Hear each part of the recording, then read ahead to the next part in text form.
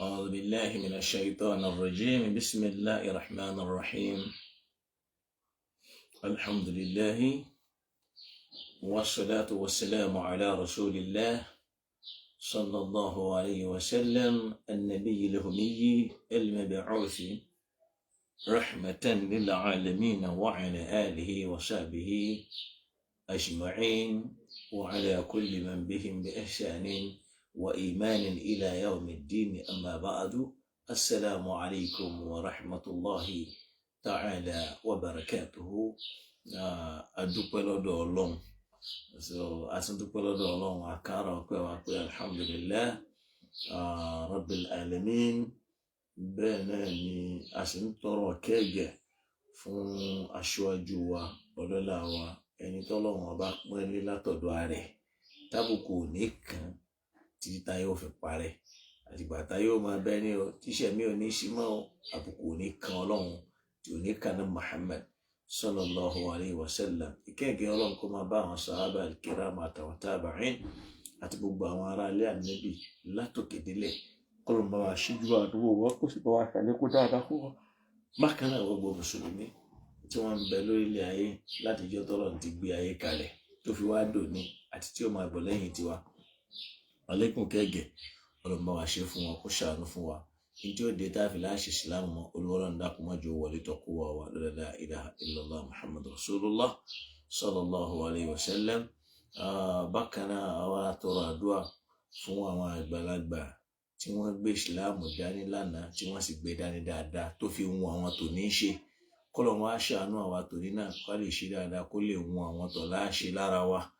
látòrí مولانا فضيلة الشيخ آدم عبد الله الإلوري، شيخنا كمال الدين الحدبي، شيخنا تاج الأدب، شيخنا تاج المؤمنين، شيخنا شيخ المزمل àti gbogbo àwọn àfáà wa bẹ́ẹ̀ tí wọ́n ti lọ Ọlọ́run bá wa ṣàlékún kẹ́gẹ́ fún wọn. Bákan náà látàrí مولانا فضيلة الشيخ مصطفى زبلول السنوسي Ọlọ́run bá wa ṣàlékún kẹ́gẹ́ fún wọn. مولانا فضيلة الشيخ محسن يدو والشيخ عبد اللطيف ياموني والشيخ جيجيس وأقول اللهم ارحمهم جميعا برحمتك يا أرحم الراحمين. بابا مدير مركز عليكم àlàáfíà, عليكم àsọ̀bádé, عليكم àṣeyọrí, ẹ̀mí gígùn tó pé, àlàáfíà tí ò ní mú wàhálà àti ìnira dání, àrísìkí tí ó gbòòrò tí ó máa jẹ́ kí n tí wọ́n ń ṣe lọ́wọ́ yìí kó máa ṣe é ṣe sí. Kọ́lọ́run bá wa jẹ́ kó túbọ̀ máa ṣẹlẹ̀ sínú ìṣẹ̀mí wọn àtàwa náà. Kọ́lọ́run dákun kó ràn wá lọ́wọ́ kó sì gbọ́rọ̀ tiwa náà sẹ́sọ. La ilaha illallah Muhammad rasulullah. Àwa aṣàdúrà fáwọn tí wọ́n bí wa, àlékún kẹ́gẹ́ Ọlọ́run bá wa ṣe fáwọn tí wọ́n ti lọ. Àwọn tí wọ́n kú ń bẹ Ọlọ́run bá wa ṣe wọ́n pẹ̀lẹ́pẹ̀lẹ́, dákun má jẹ́ wọ́n mọ̀ nira.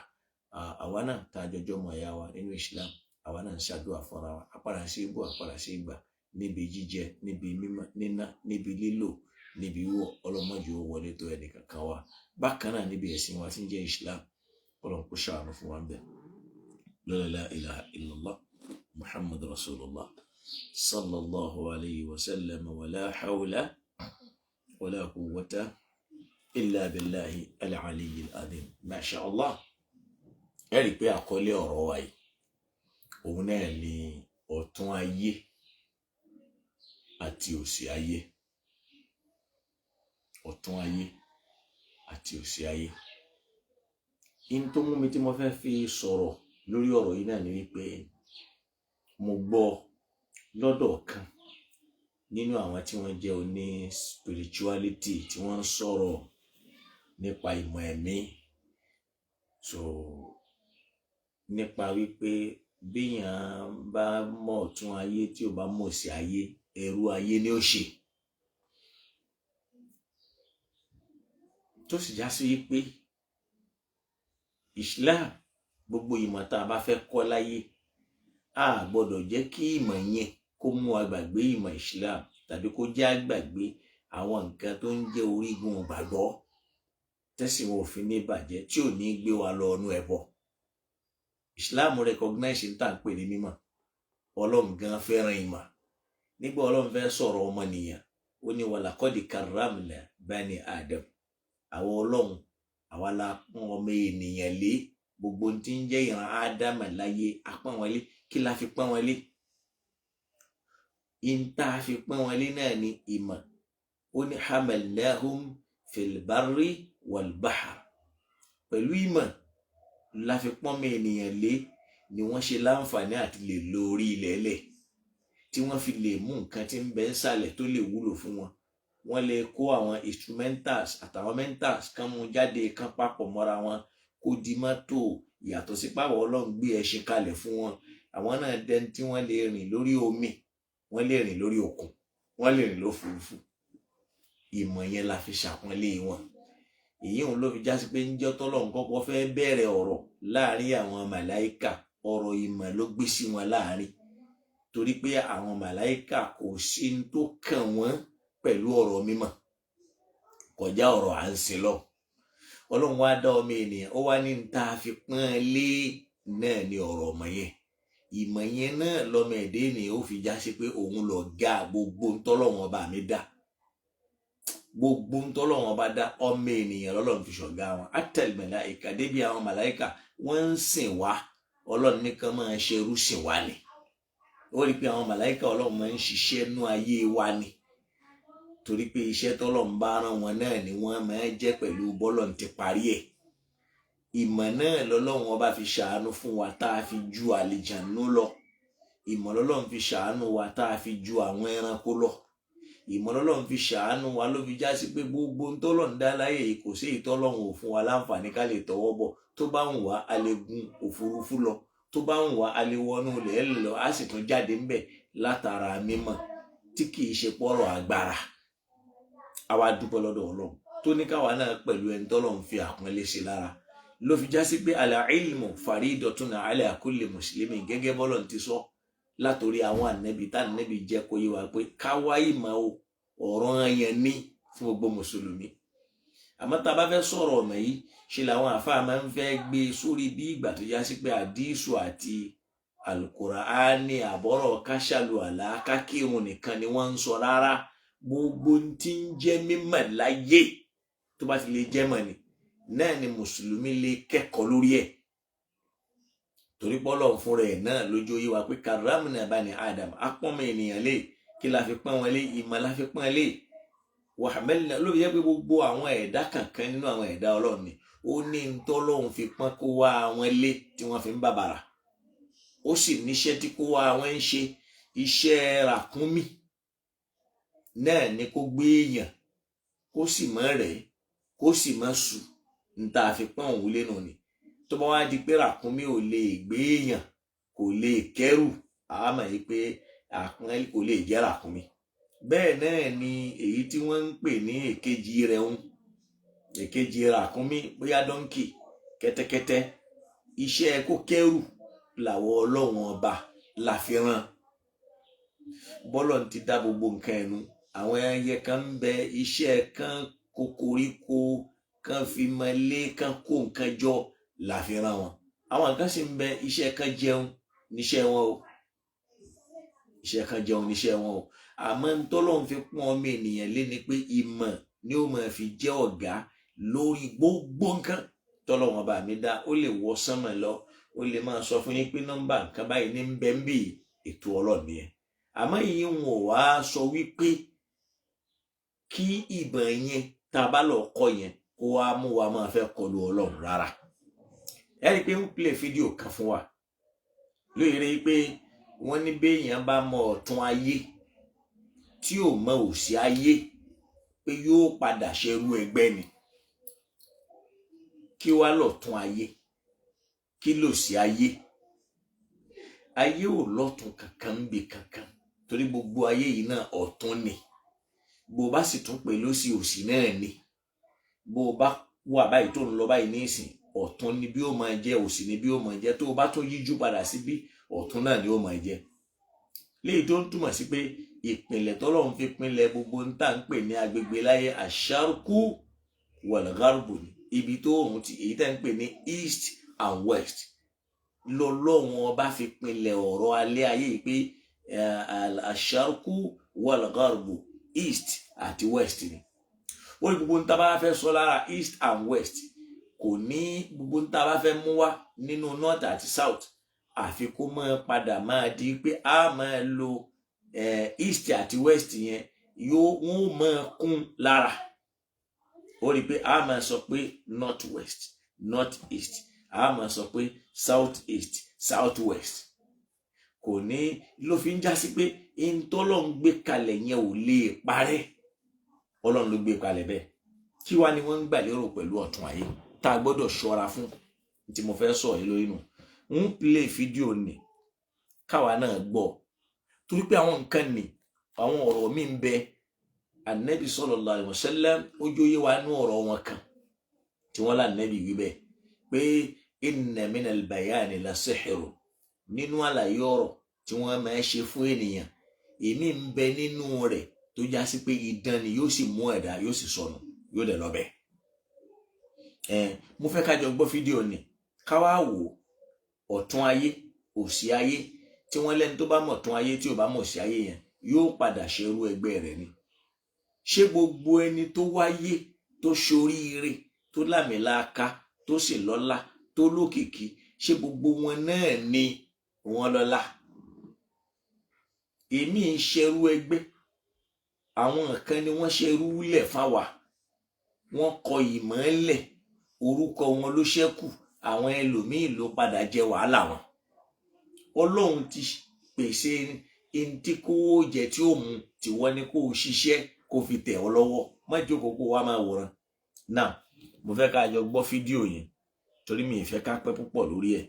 Náà ká lè mọ̀ pé àwa mùsùlùmí a gbọ́dọ̀ ṣọ́ra. Ìmọ̀ wà o, ìmọ̀ sì ń bẹ o, Ọlọ́run ò ṣe mímọ̀ léèwọ̀, ó sì fẹ́ ká wà. Bismillah.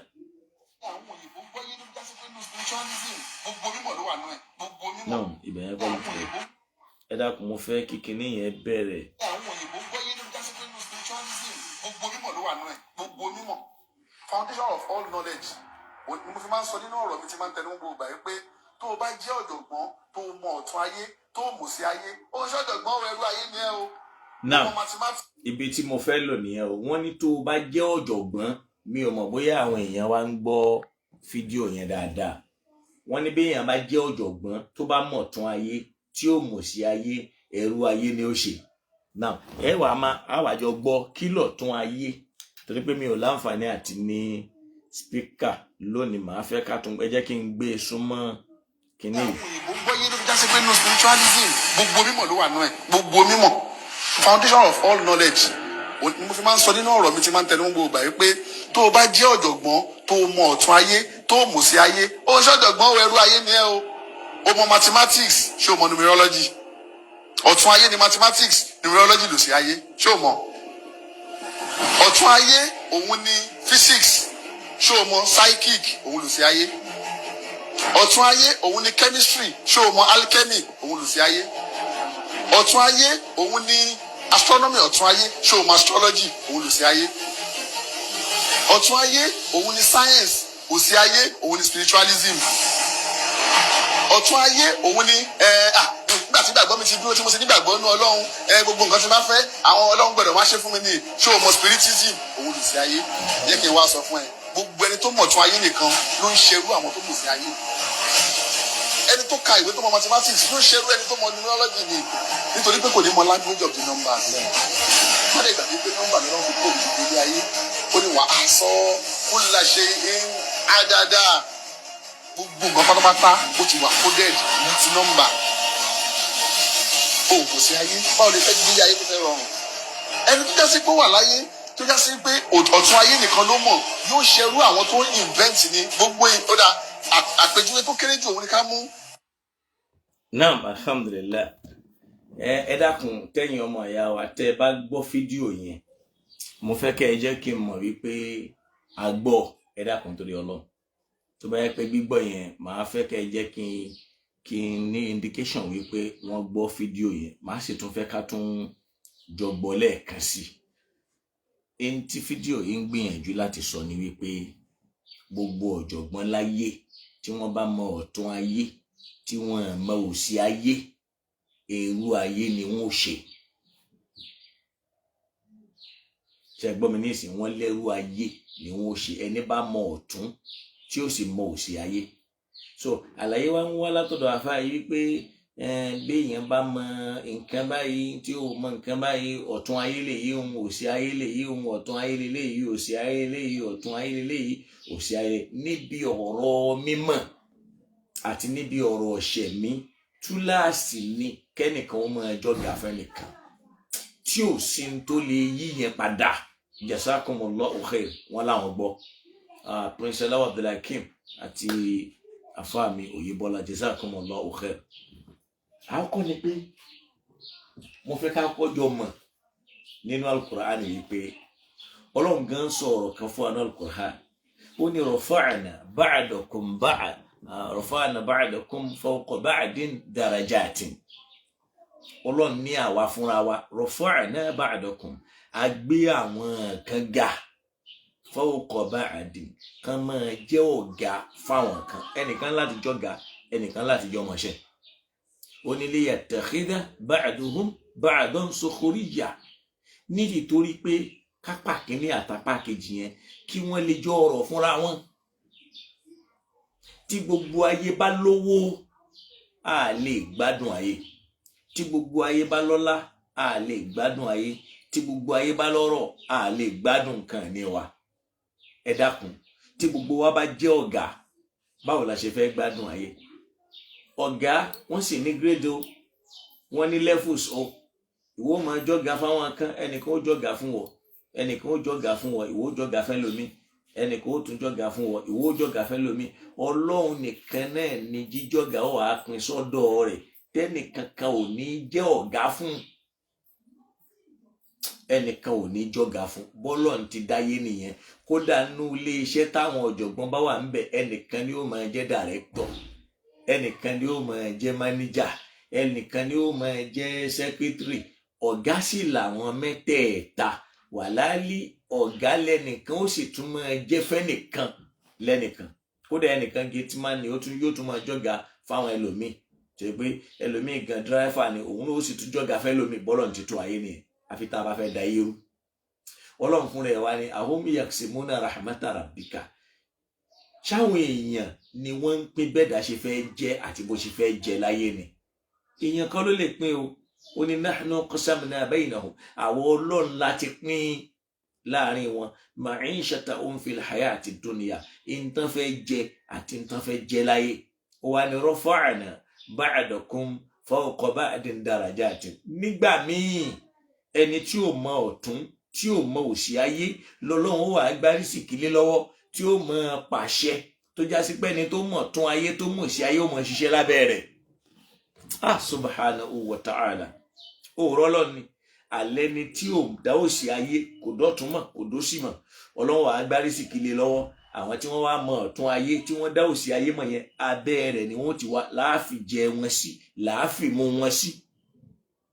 Lọ́lọ́run fi ní nahnu qasamna baynahum. Àwọn Ọlọ́run la pín. Rafa'na ba'dakum fawqa ba'din darajatin. Ẹrú Ọlọ́run tí ń sọ̀rọ̀ yìí náà ẹnìkan ń jọ́gà fóun náà. Ẹni tó sọ̀rọ̀ yìí ẹnìkan jọ́gà fóun náà nínú spiritualism tóun náà tún ṣe mandala. Bẹ́ẹ̀ làwọn kan ń jẹ́ ọmọ ọ̀dọ̀ lábẹ́. Irú àwọn gbólóhùn báyìí wọ́n máa ń fi ra làákàyè ọmọ ènìyàn kó má lè dáronú yóò sọnù lọ. Ẹ jẹ́ kí n má pèjúwe irú ẹ̀ wá fún wa nídọ̀ àwọn àfọ onítọ̀ríkọ̀. Ọ̀dọ̀ ibi tí máa ń sábà wà jù tèmi tí máa ń sábà gbọ́ ọ̀dọ̀ àwọn Tìjàníyà ni láti ìgbà tá a ti kékeré. Wọ́n ó bi ọ́ léèrè, wọ́n á ní ṣé wọ́n dá Ọlọ́run mọ̀. Tó bá lọ dọ́lọ́run mọ̀ pé alhamdulillah, wọ́n wá béèrè yìí pé kí lorúkọ Ọlọ́run. Tó bá ní Allahu ni, wọ́n wá bi ọ́ léèrè pé kí ni la ilaha illallah, kí ni túmọ̀ rẹ̀. Tí wọ́n bá wá jábọ́ ó wá sọ pé kò sí ọba mi lẹ́yìn Ọlọ́run. Wọ́n wá bi ọ́ léèrè pé tọ́ ó ní kò sọ́ba mi lẹ́yìn Ọlọ́run. Ọba Ọ̀yọ́ ńkọ́? Ọba Ìbàdàn ńkọ́? Ọba àlùbáyé ńkọ́? Wọ́n wá jẹ́ ó yé ọ pé ó tí ì dá Ọlọ́run mọ̀. Nígbà tó bá tó dá Ọlọ́run mọ̀, wọ́n wá sọ pé ó ṣẹ̀ṣẹ̀ wá gbọ́wọ́.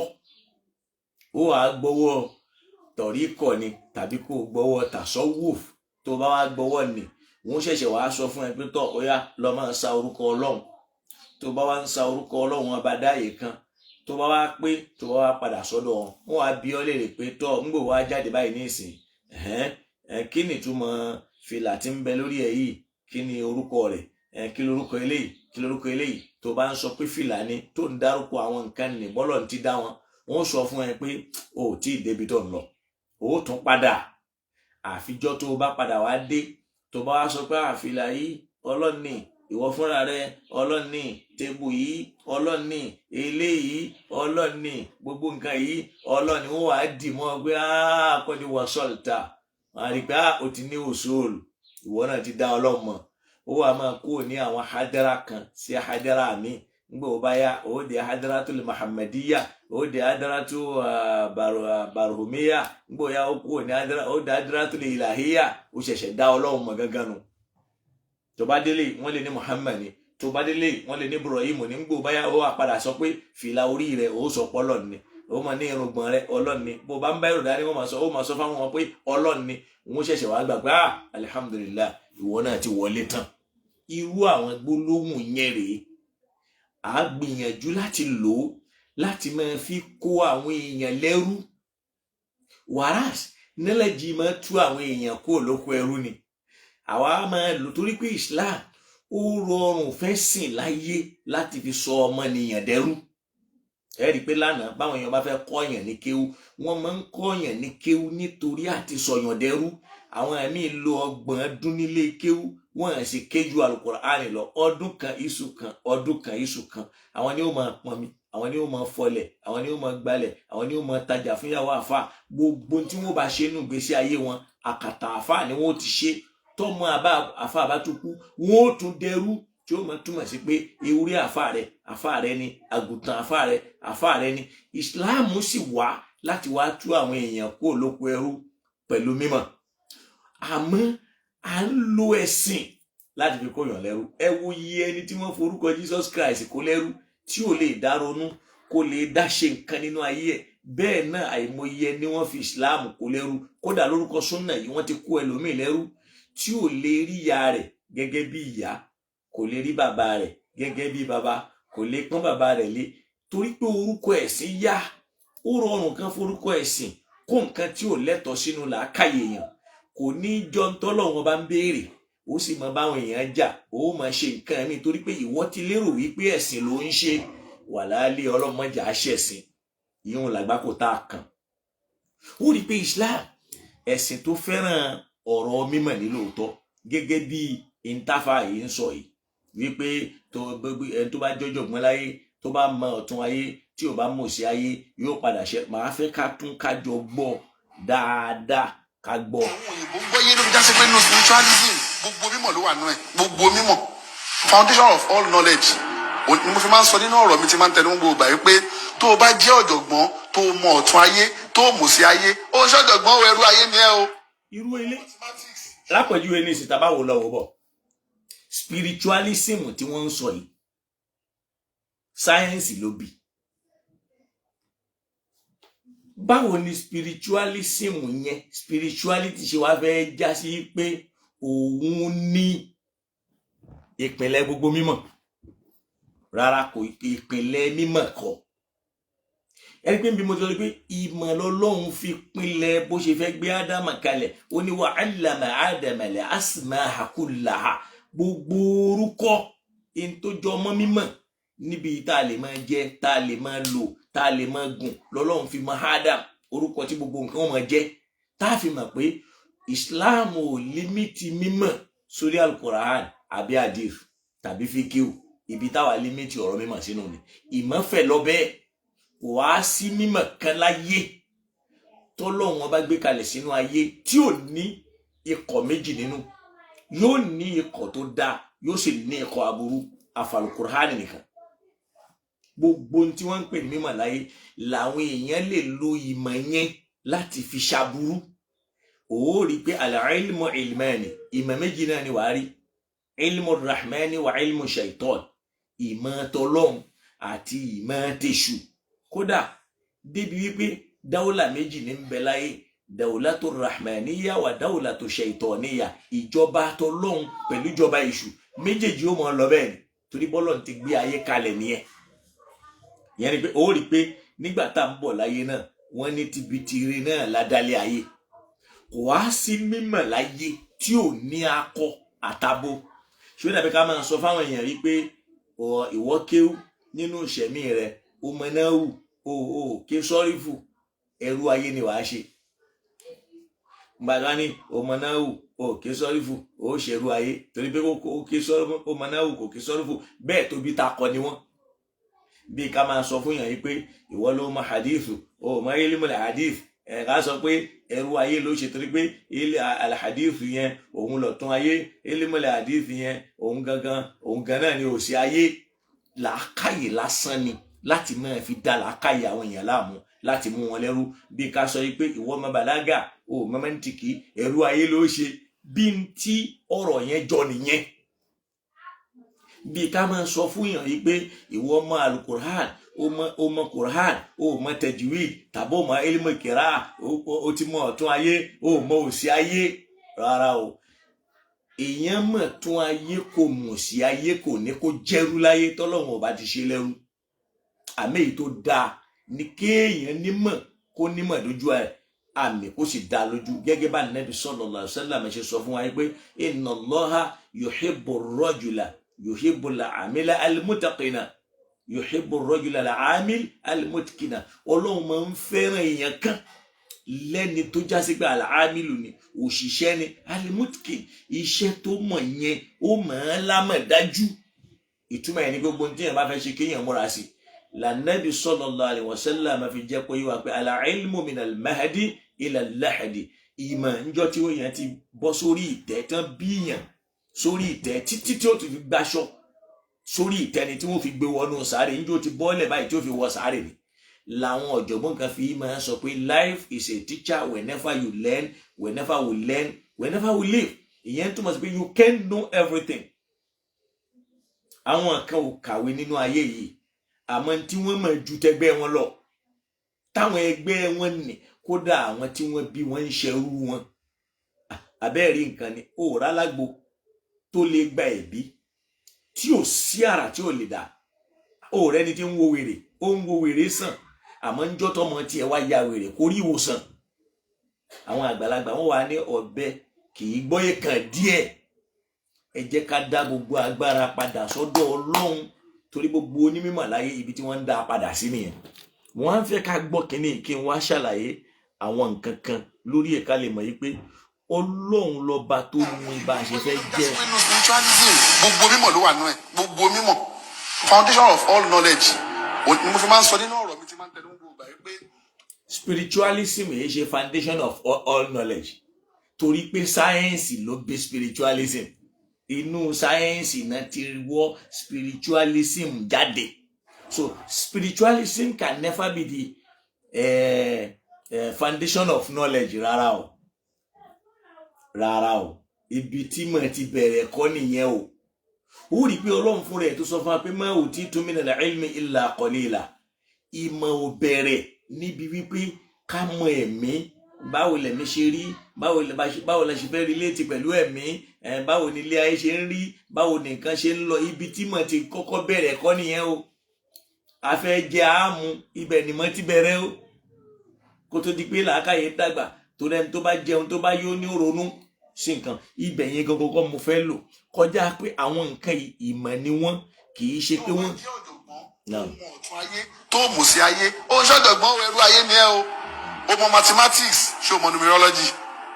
Ọ̀tún ayé ni mathematics, numerology ló sí ayé ṣé o mọ? Ọ̀tún ayé òun ni physics ṣé o mọ? Psychic òun ló sí ayé.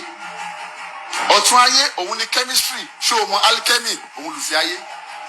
Ọ̀tún ayé òun ni astronomy, ọ̀tún ayé ṣé o mọ? Astrology òun ló sí ayé.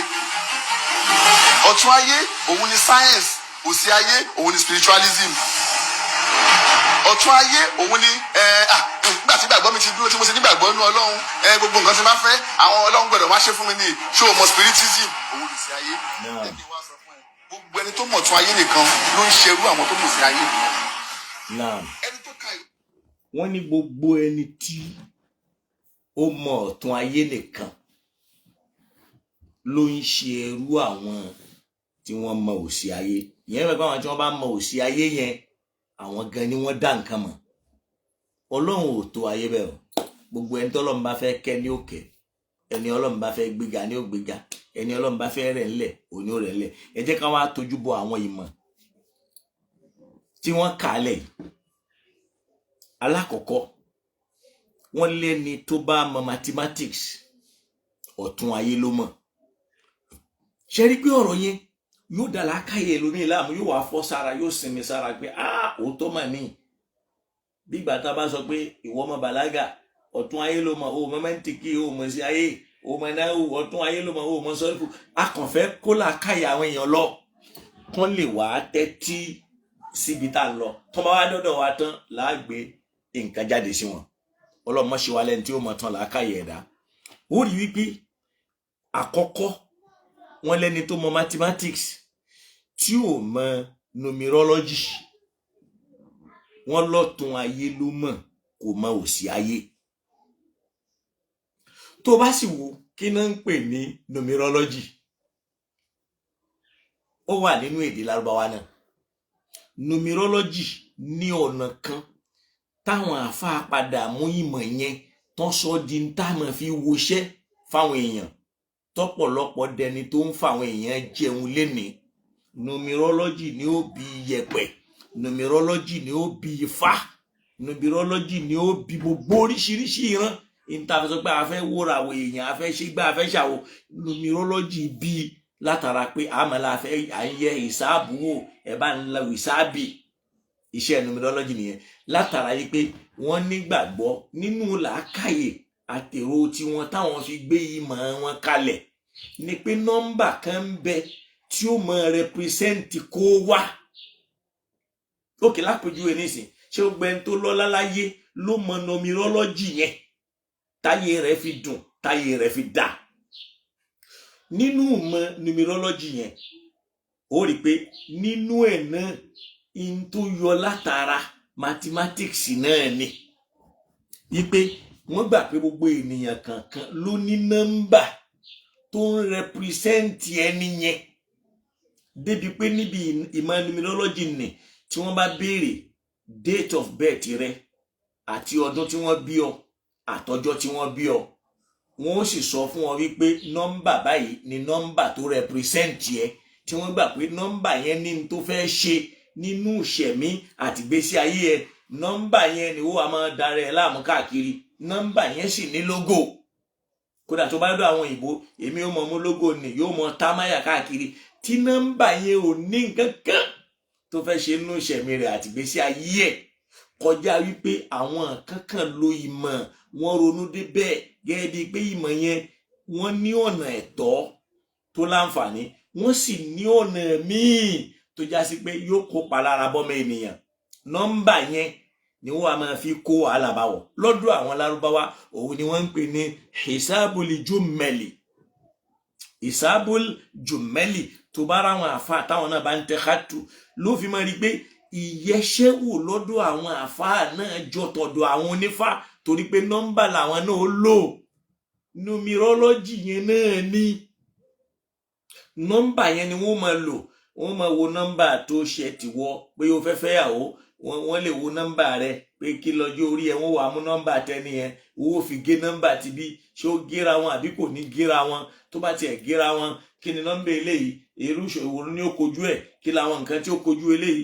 Nọ́mbà ìgbésí ayé ẹ tó bá ṣe wàhálà títí o máa jẹ́ nìkan tó máa háàdì fún ọ kó o tó lè rí nǹkan kójọ pẹ̀lú nọ́mbà rẹ yìí.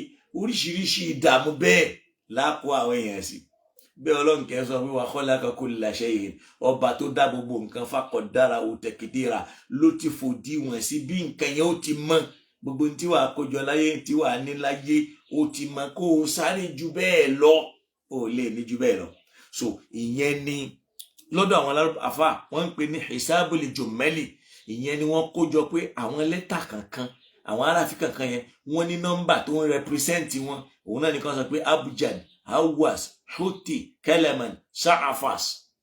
So àwọn nọ́mbà yẹn lọ bẹ́ẹ̀. Nínú abjad wọ́n gbà pé alifu yẹn 1 ló represent, 1 ni ó máa jẹ́, bá yẹn yóò máa jẹ́ 2, jímù yẹn yóò máa jẹ́ 3, dáàlì yẹn yóò máa jẹ́ 4.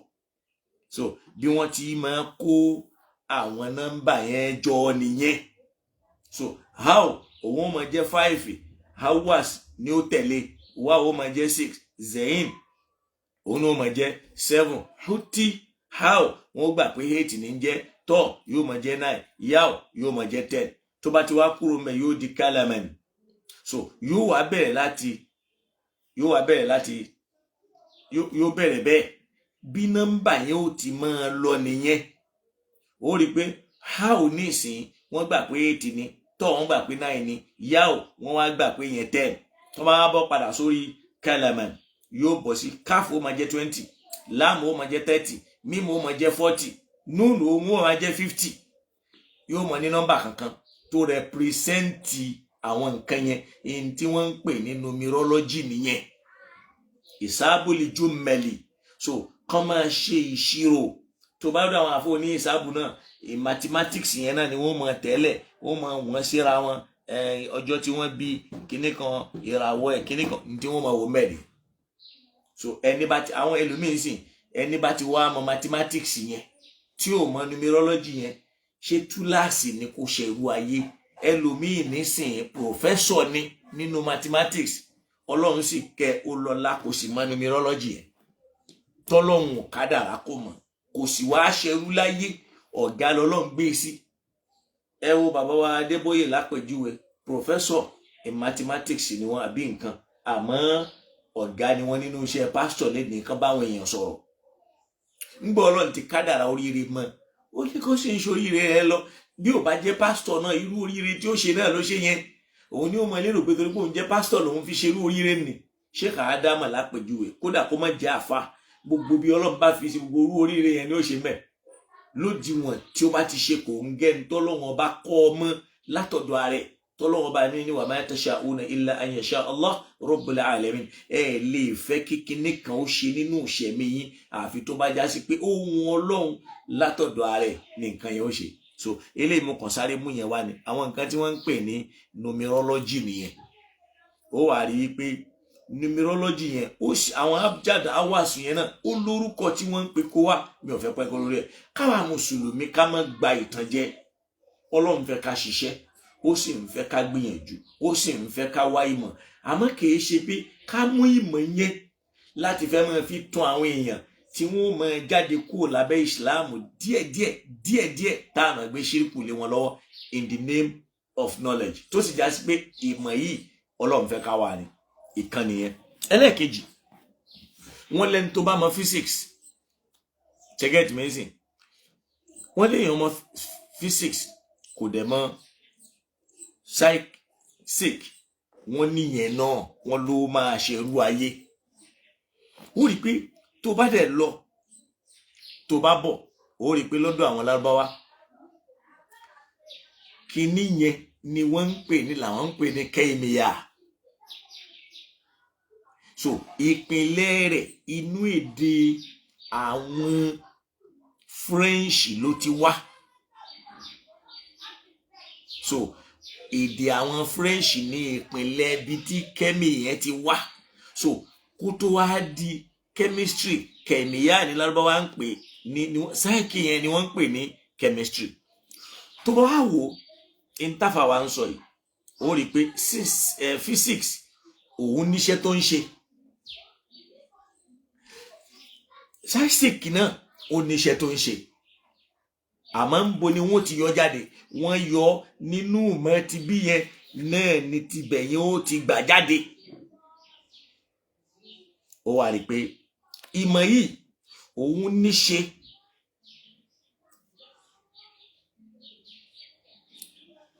tó bá wò dáadáa, ó rí wípé tó bá wo physics, iṣẹ́ tó ń ṣe náà ni iṣẹ́ ó ń sọ nípa nature, nípa àwọn àdámọ́ nǹkan tó lọ́n dá, báwo ni nǹkan yẹn ti rí.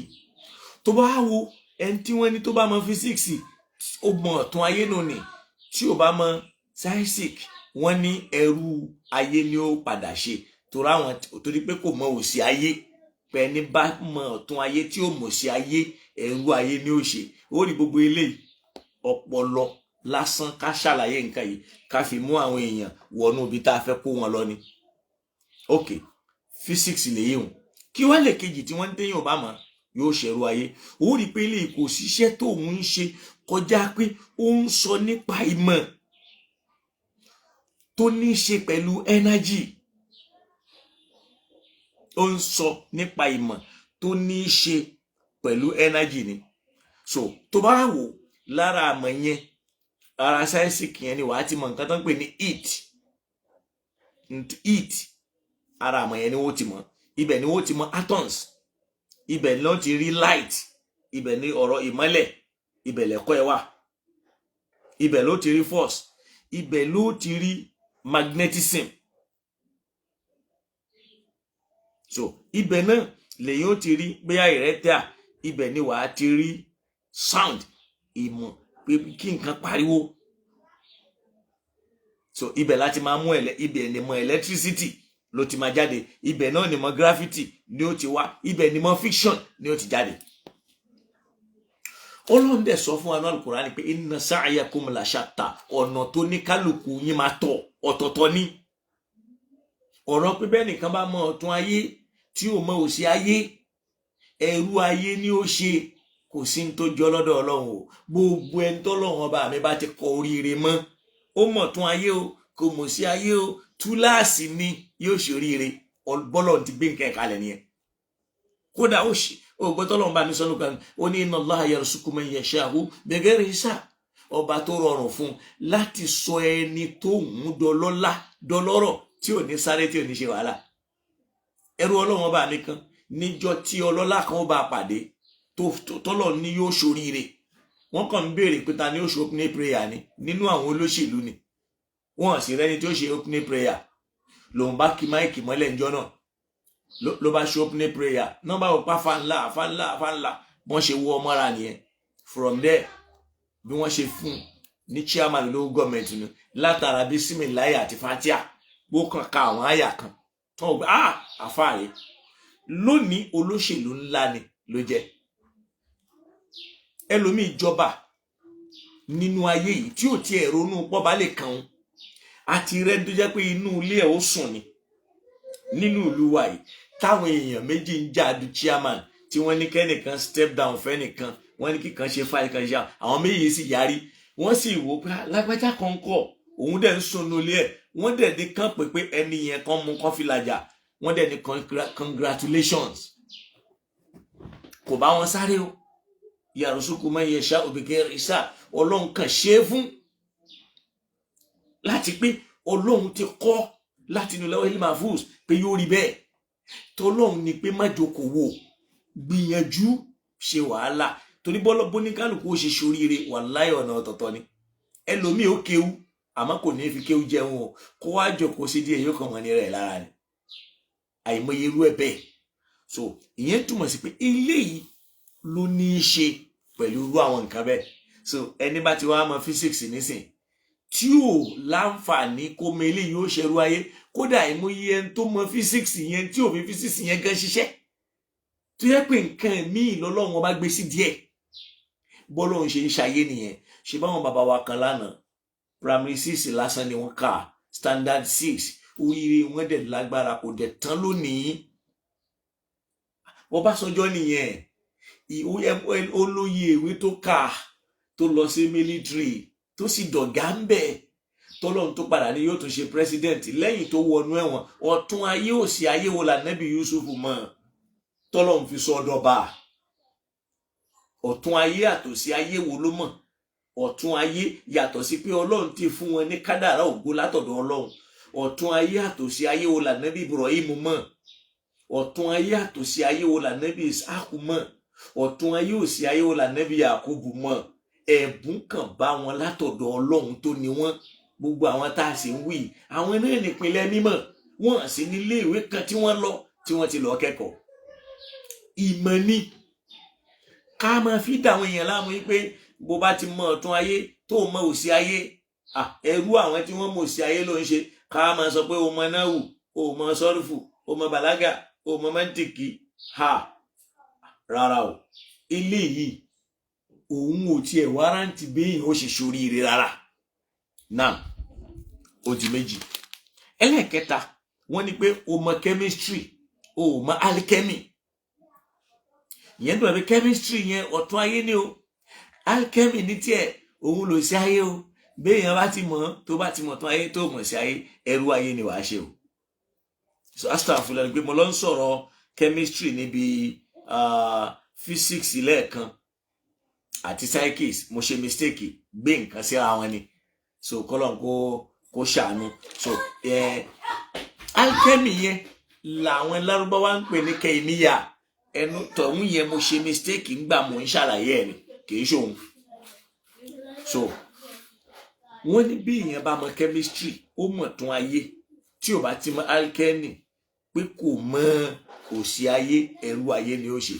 Ẹ rí pé ibi tí mo ti lọ náà ni pé wọ́n lé èèyàn mọ physics kò mọ Isaac. Ibẹ̀ yẹn ni mo ti ṣe mistake lọ gbé kẹ́míyà wọ̀, kò ní í ṣe pẹ̀lú ẹ̀. Ọwọ́ mi nìyẹn gẹ́gẹ́ bí àlàyé.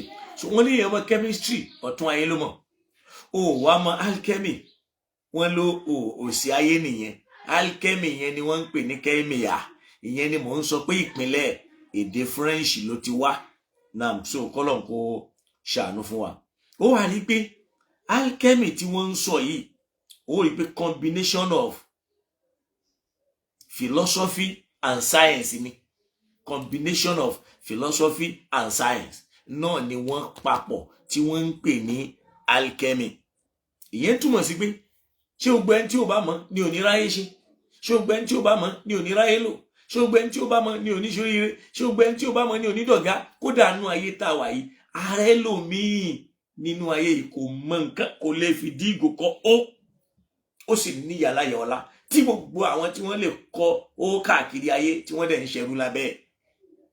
Èyí tá a lè gba àwọn èèyàn nígbìyànjú ni pé ó dáa ká wá mọ̀, kò sí láì fi ń bẹ̀, àmọ́ ká máa sọ fún wọn bí èèyàn bá mẹ́lẹ̀ yìí tí ò mẹ́lẹ̀ yìí, torí ibi tá a sì ń lọ gangan náà ni spiritism yẹn, pé kò nímọ̀ nípa ẹ̀mí, kò nímọ̀ nípa tó pamọ́, òun náà gbọ́dọ̀ wà nínú òkùnkùn kan. Ibi tá a ń lọ tá a ń fi ọgbọ́n gbọ́rọ̀ lọ fáwọn èèyàn tó ń bí gbogbo irú àwọn ìrònú yìí nìyẹn. So kọ́lọ́n kó ṣàánú fún wa.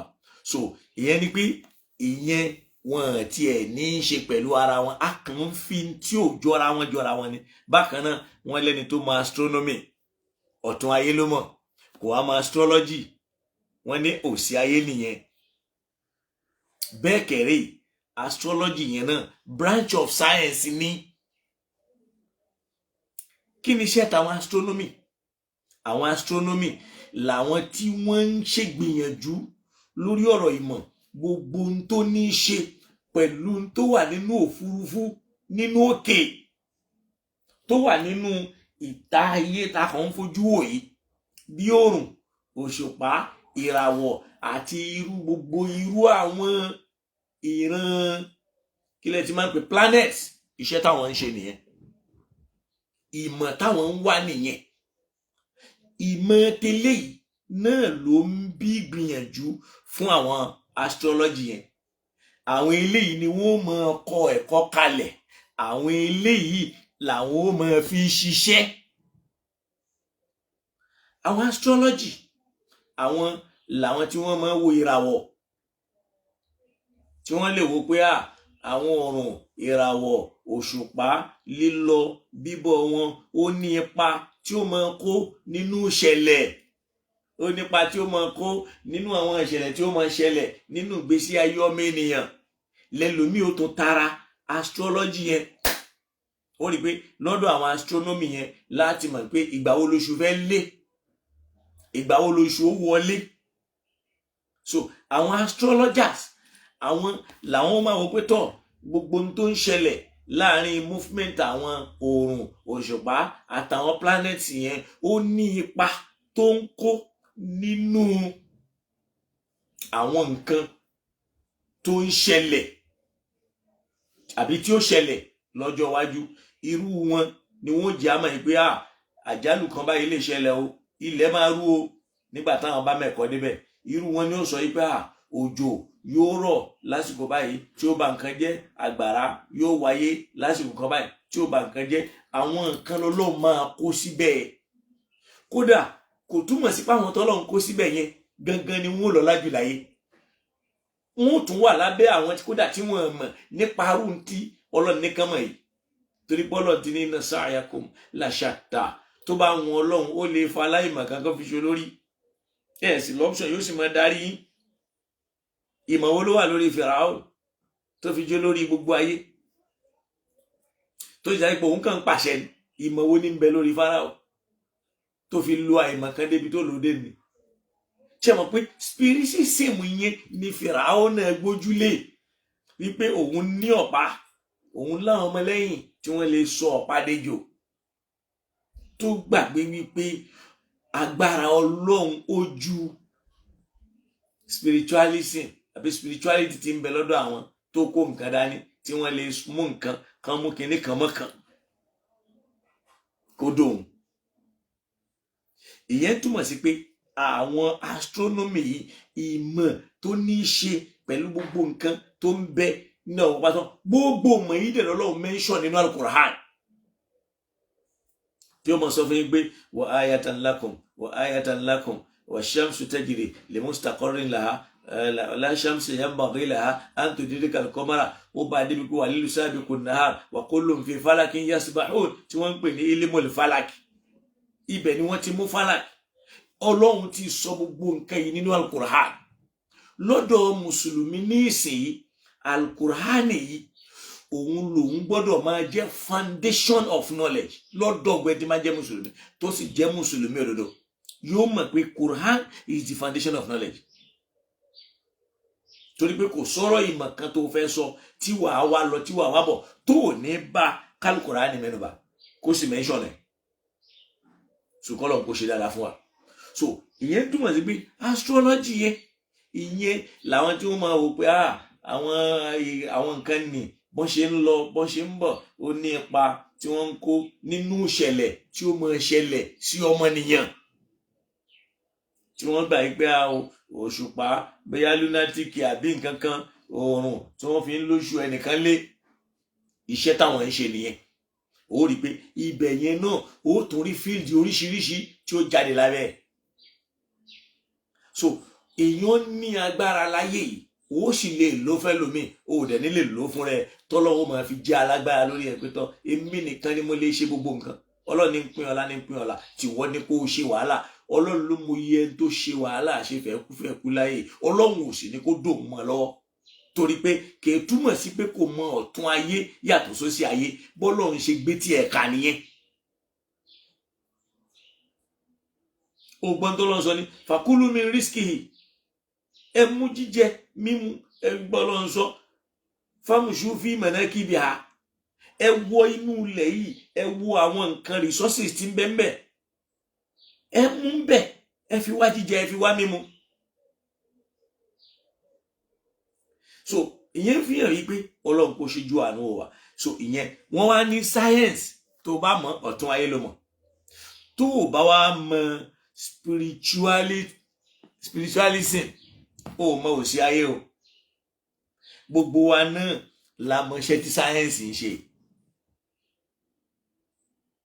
Àwọn scientist àwọn làwọn tí wọ́n ń ṣe wàhálà ó rí pé lórí ìwòye àti ìwà mímọ̀ lórí pé wọ́n fẹ́ mọ̀ dí báwo ni nǹkan yìí ṣe rí báyìí báwo ni nǹkan yìí ṣe jẹ́ báyìí wọ́n ń fẹ́ fact lórí ẹ̀. Àwọn ọmọ ṣèwádìí lórí àwọn àmì Ọlọ́run wọ́n sì fẹ́ mọ̀ débi ènìyàn débi pókè báwo lèèyàn ṣe ń dàgbà báwo ló ṣe lọ sókè kí ló fà á wọ́n mọ̀ ṣèwádìí lórí ẹ̀. Ó di fẹ́kọ̀tì fáwọn náà wọ́n fẹ́ gbà Ọlọ́run ń bẹ àmọ́ kò rọrùn fún wọn láti má gbà. Iṣẹ́ àwọn sáyẹ́ǹsì ló bí spiritualism torí pé inú sáyẹ́ǹsì ni wọ́n ti mú òun jáde pé ká fọ́dà lórí gbòkè o àwọn ń ṣiṣẹ́ lórí ẹ̀mí báyìí lẹ̀mí ṣe rí ẹ̀mí dàgbà níwọ̀nba táwọn náà kódà nínú spiritualism gan wọ́n gbà wípé ìmọ̀ nípa ẹ̀mí 1% out of 99% náà làwọn èèyàn mọ̀ làwọn mọ̀ nínú knowledge yẹn tó ń ṣe dédé ntọ́lọ́n sọ náà Kùránì ni pé kúlè ruhu min amri rabbi pé ẹ̀mí o spirit yẹn nínú àṣẹ Ọlọ́run ọba ni. Ó rí pé àwọn scientists àtàwọn spiritualism wọ́n tún máa ń lọ lọ́tọ̀ọ̀tọ̀ láwọn àyè bòmíì wọ́n kàn níbi tán ti pàdé ni torí pé lọ́dọ̀ àwọn scientists àwọn lọ́dọ̀ tiwọn àwọn gbà wípé Ọlọ́run tẹ́ ń sọ yẹn o ó ní agbára débi pé ẹnìkan ò ní agbára tó. Ó wá rí pé ìkan nínú àwọn méjì àwọn kan fara mọ́ pé Ọlọ́run tẹ́ ń sọ yẹn o immortal ni nígbà tó rí pé apá kejì òun ó sọ pé Ọlọ́run yẹn energy ni òun ní agbára ni. So bọ̀ bágbára yẹn ṣe tó ẹnìkan ò lè sọ wọ́n gbà pé 1% out of 99% ni èèyàn lè mọ̀ tó ń ṣe dédé pọ́lọ́ ní ma utitum minal ilmi illa qalila wọ́n fún yín nínú mọ̀ tó ní í ṣe pẹ̀lú ń tẹ̀ ń sọ yìí kọjá díẹ̀ ń bẹ̀. Ó rí i pé àwọn ilé yìí làwọn wà fọ́dà lóore bókè nígbà tẹ́mi yẹn jáde tán báwo lẹ̀mí yẹn ṣe wà. Àwọn fẹ́ mọ̀ ẹ̀mí yẹn ìjọ ní nǹkan míì tó yìí tó lè ṣe lẹ́yìn tó bá ti kó ònú ara torí pé wọ́n gbà pé ẹ̀mí yẹn o ẹ̀mí kan tó ń fò tóun náà ní bọ́dì bá a ṣe ní bọ́dì yìí ni àmọ́ bọ́dì yẹn fúyẹ́ débi pé ó lè gbéra ó lè rìn kó máa gbéra. So spirituality làwọn ń fẹ́ wà làwọn ẹ̀mí àwọn tó máa fẹ́ fi ṣe kèfèrí nínú wọn ni wọ́n gbà yìí pé àwọn lè bókú sọ̀rọ̀ àwọn lè bá òkú sọ̀rọ̀ táwọn tó kú yóò máa sọ̀rọ̀ jìbìtì tí wọ spirituality nìyẹn ìpè tó bá fẹ́ bá òkú ẹ̀ sọ̀rọ̀ àwọn bókú ẹ̀ sọ̀rọ̀ torí wípé wọ́n gbà pé spirit kìí kú ọlọ́run náà sì gbà bẹ́ẹ̀ ó rí pé òní níbi tọ́lọ́ ti sọ fún wa pé ó ní látàtúlò nafsa sóòlù ni ó máa lò kò ní lo spirit torí pé spirit ní máa wọnú ara lára ó fi ṣiṣẹ́ olófin rẹ lómi tí ó sọ fún ẹ pé ọlọ́run ẹ̀mí ọlọ́run kìí ṣe ẹ̀mí o lọ́dọ̀ àwọn nǹkan náà méjèèjì wọ́n gbà pé ọlọ́run tẹ̀ ń sọ yẹn wọ́n gbà pé agbára ni tẹ́nìkan ò lè mọ bá agbára yẹn ṣe tó wọ́n gbà pé energy tí kan gbà pé ọba yẹn ọba tí ò tiẹ̀ ṣe rí kò lè ṣe júwe àṣẹ yẹn agbára yẹn ti pọ̀ jù. So ní even gan náà àwọn nínú spiritualism àti scientists kò séyìí tó gbà wípé ẹ̀mí lọ́lọ́run. Inú ìwé John ni wàá ti bá tí wọ́n sọ pé God is a spirit. Ìrònú John ni. So àwọn eléyìí wọ́n fẹ́ mọ bẹ́ẹ̀ mi ṣe rí wọ́n sọ nípa àkúdàáyà kí ló máa ń fa maybe reincarnation lẹ máa ń pè. So wọ́n sọ ìmọ̀ ni kì í ṣe pàṣírí kan àbógùn kan knowledge ni táwọn èèyàn tí wọ́n máa ṣèrònú ó ní í ṣe pẹ̀lú kéèyàn nírònú kéèyàn ní fíkra. So ẹlẹ́ẹ̀kẹfà àbí tí mi ò bá ní ṣe mistake wọ́n ní onígbàgbọ́ nínú ọlọ́run olóhùn iṣẹ́ ẹ̀sìn ó dẹ̀ mọ spiritism pé tó bá ti ń sin lọ́hùn ọ̀tún ayé ló mọ tó bá ti mọ spirit automatically ìwọ náà máa fẹ́ wá bó ṣe máa mọ òsì ayé tó o bá ṣọ́ra wàá lọ ṣáwo tó o bá ṣọ́ra wàá ṣẹgbẹ́ òkùnkùn torí àwọn tí wọ́n ń sọ̀rọ̀ yìí ìra mẹ́ta ni wọ́n kóra wọn jọ wọ́n ní babaláwo wọ́n ní pásítọ̀ wọ́n ní mùsùlùmí tó jáde pé ìran ẹlẹ́sìn mẹ́tẹ̀ẹ̀ta ni wọ́n wà ń bẹ̀ bí ìgbà tí wọ́n já sí pé tá bá sọ pé RF lápèjúwe ẹnìkan ò ní pé RF ní Muslim organization wọ́n ti mọ̀ wípé ẹgbẹ́ kan ni tó ní í ṣe pẹ̀lú wọ́n ń ṣẹgbẹ́ láàrin ara wọn ni tán bá sì jọ ń ṣe mọ̀ irú nǹkan báyìí táwọn èèyàn ń pè wá lọ́yìn náà ẹgbẹ́ lòun náà tó ṣe dédé bí ẹgbẹ́ kan tí wọ́n pé tẹ́ bá wà ń bẹ̀ ẹ̀yin lẹ́mọ́ in tí wọ́n ń sọ ń bẹ̀ burú ju in tẹ́ mọ̀ gbọ́n ta lọ ẹni bá ti jù wọ́n lè máa pè lólúwa olúwa mi o kábíyèsí o ẹni tó ti mọ ọ̀tún àtòsí ayé ó dẹ̀ ìtún mọ̀ pé nìkan kábíyèsí ó dẹ̀ yìí mọ̀ pé nìkan olúwa òun o wọn ò mọ̀ pé ẹni tó bá jọ̀gá bí ìgbà téèyàn ń bá ọlọ́run sọ̀rọ̀ ni àyàtò Firaun náà ni wọ́n ń lò àwọn tí wọ́n jọ̀gá wọn á lẹ́nìkan Ruhul Akbar the higher spirit àbí the higher spirit ẹ̀mí tó ga jù òkè nígbà tẹ ní spirit lọ́lọ́run tóun yẹn dẹ̀ ń jẹ́ ẹ̀mí Ruhul Akbar ẹ̀mí tó dàgbà jù ẹ̀mí yẹn ti ju ti ọlọ́run gan tẹ́ pè ní spirit lọ́dọ̀ yìí lọ àfi k'Ọlọ́run ṣàánú àwọn mùsùlùmí al-iman wa taqwa ká nígbàgbọ́ ká dẹ̀ níbẹ̀rù ọlọ́run ká dẹ̀ jẹ́ káàrin àwa àti ọmọ ènìyàn dà mọ́ bá ti yàn jẹ́ ṣe ní gbogbo tí wọ́n ń kálẹ̀ yìí ẹgbẹ́ ọmọ mathematics nígbà tó mọ mathematics ó mọ numerology ọ̀tún ayé ló mọ̀ ó mọ̀ sí ayé ẹrú ló máa ṣe fáwọn tí wọ́n mọ̀ ọ̀tún ayé kò sí nǹkan kan bẹ́ẹ̀ ìtànjẹ ní àìmọye ẹni tó kàwé tí ó padà rí nǹkan fìwé ọ̀hún ṣe tó yẹ pé abẹ́ àwọn tí ó kàwé tó nǹkan lọ́lọ́run ti padà gbéṣẹ́ fún ọ̀tún ayé wo ni wọ́n wá mọ̀ sósì ayé kọjá iṣẹ́ rí èwe má jẹ́ àtọ́ra àwọn àgbàlagbà lẹ́ni tí jà ò bá ní máa pèrè ẹ̀ lọ́kùnrin ọlọ́run ló ń pin ọlá àtọ́lá àwa mùsùlùmí gbọ́dọ̀ mọ̀ yẹn, ibi tán ń pè wá lọ ẹ gbọ́dọ̀ ṣọ́ra. Ó ní kúlì Allahumma malikal mulki, sọ fún wọn pé Ọlọ́run malikal mulki, òun la pàṣẹ ọlá, òun ní ń pàṣẹ owó, òun ní ń pàṣẹ ọrọ̀, tu'til mulka man tasha, lọ́ba tí máa fi ọlá fẹ́ni òun, wa tanzi'ul mulka mimman tasha, á sì máa bọ́ ọlá kó lára ẹni òun, wa tudhillu man tasha, a máa yẹpẹrẹ ẹni tóun, wa tu'izzu man tasha, Ọlọ́run máa gbẹ́ni tóun ga sípò, biyadikal khair, gbogbo tí ń jẹ́ ọlá, agbára, àṣẹ láyé ọwọ́ Ọlọ́run ọba yẹn ló wà. Torí pé wa ala kulli shay'in qadir. Kẹ́nìkan wa máa tàn wá kó máa sọ fún wa pé tó bá máa o gbọ́dọ̀ mọ ọ̀tún ayé kó mọ̀ sí ayé kó má bàa ṣerú ayé.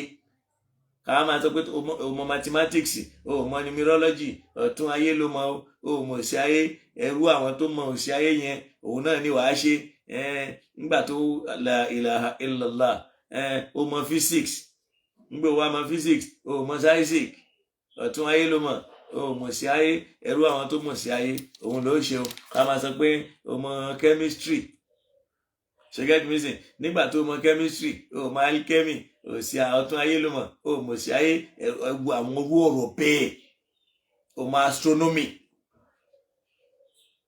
o wá mọ astrology, so nítorí pé o ti mọ astronomy tó mọ astrology yẹn, so àwọn astronomers wà, àwọn astrologers wà.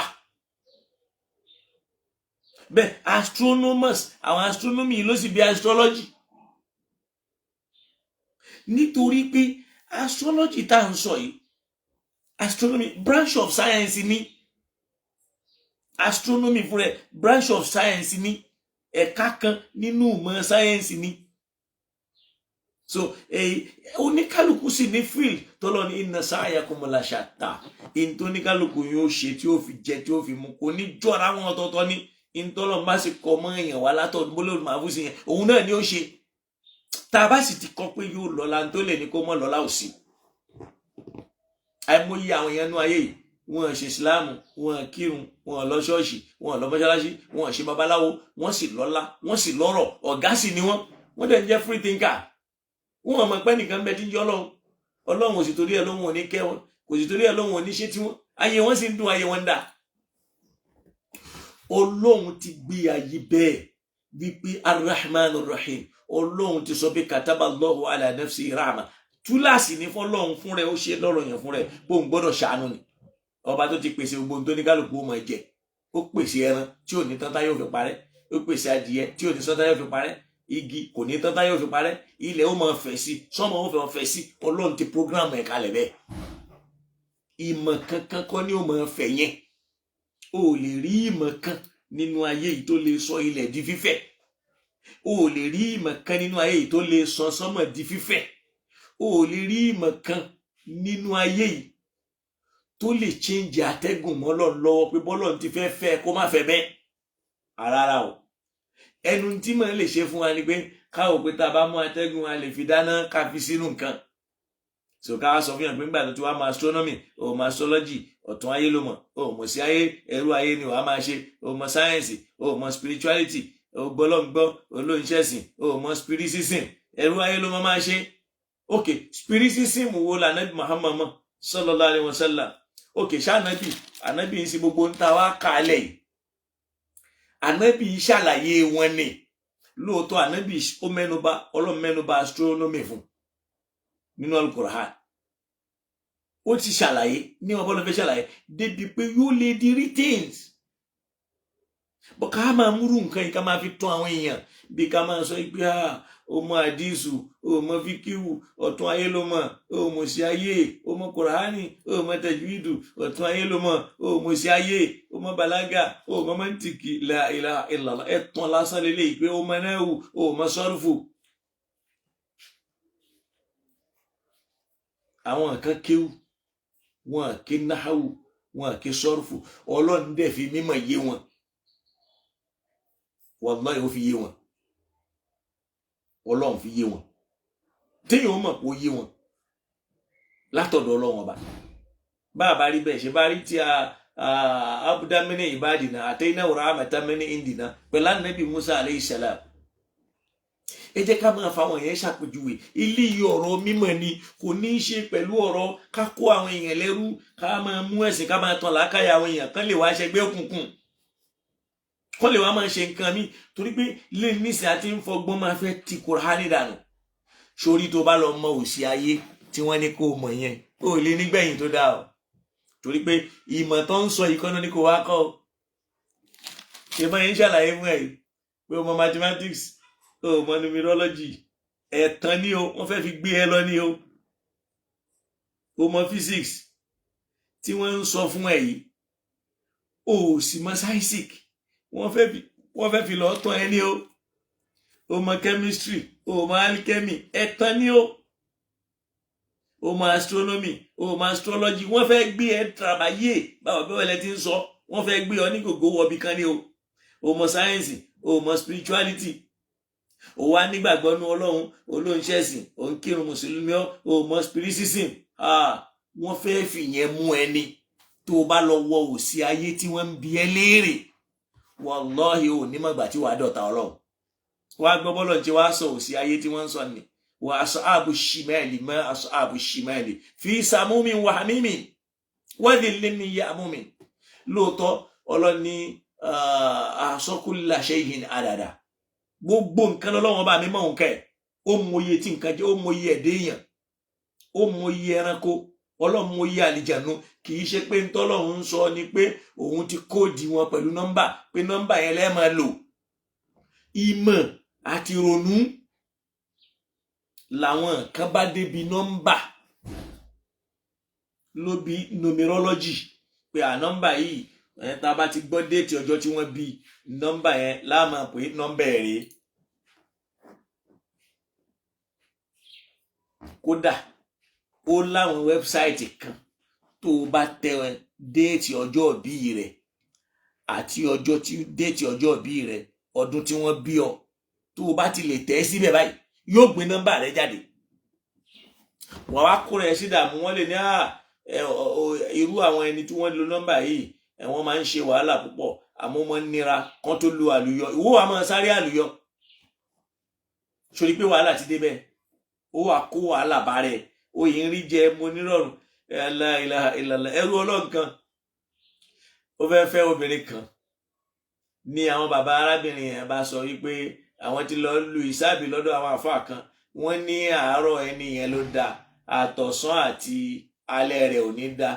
Wallahi nísìn ẹni yẹn ń lo àárọ̀, ó ń lo ọ̀sán, kódà alẹ́ ẹ̀gán tún máa dùn. Ìwọ náà gbọ́ nínú Abdulaziz Sauty Arẹwà, ọmọ Ẹ̀pẹ́, ọmọ alálùbáríkà, ó gbọ́nú orin ẹni, ó nígbà tó ń sá eré ilé ayé káàkiri, ó ní wọ́n lu òun fẹ́ ọmọ kan, wọ́n dẹ̀ lọ lu ìsáàbì, wọ́n ní kò sí mọ́lẹ̀ lára òun. Ó ń lo tọ́ntọ́rí ni wọ́n wí, nítorí kọ́ ni wọ́n wí, wọ́n parọ́ ni. Wọ́n wí tí wọ́n ní, torí wọ́n sọ orun tó jọ bẹ́ẹ̀ sínú ayé kó wá náà. Ọlọ́run ló mọ iye tí wọ́n sọ ìyá rẹ̀ dàjẹ́, torí pé wọ́n fẹ́ gé ní ẹni yẹn torí ọlá tí ń bẹ lára rẹ̀, kò ní lè tọ́jú ìyá, kò ní lè tọ́jú bàbá mọ́. Ọlọ́run ló mọ iye irú ẹ̀ bẹ́ẹ̀. Àwọn ọ̀rọ̀ ìmọ̀ yìí èèyàn lè lò nílànà ṣàìtọ́n, èèyàn lè lò nílànà tọ́lọ̀. Bẹ́ẹ̀ náà l'Al-Qur'an náà, àwọn àyà kan ń bẹ ẹlòmíì ó mu yóò sì lò, yóò fi bẹ bàtà ìyá jẹ́, tí kì í sì ṣe pé ọ̀nà tọ́lọ́run bá gbé kalẹ̀ sínú. Ó sì máa ra àwọn tí ó máa lò, tí wọ́n máa fi tún dẹ̀dá ṣe.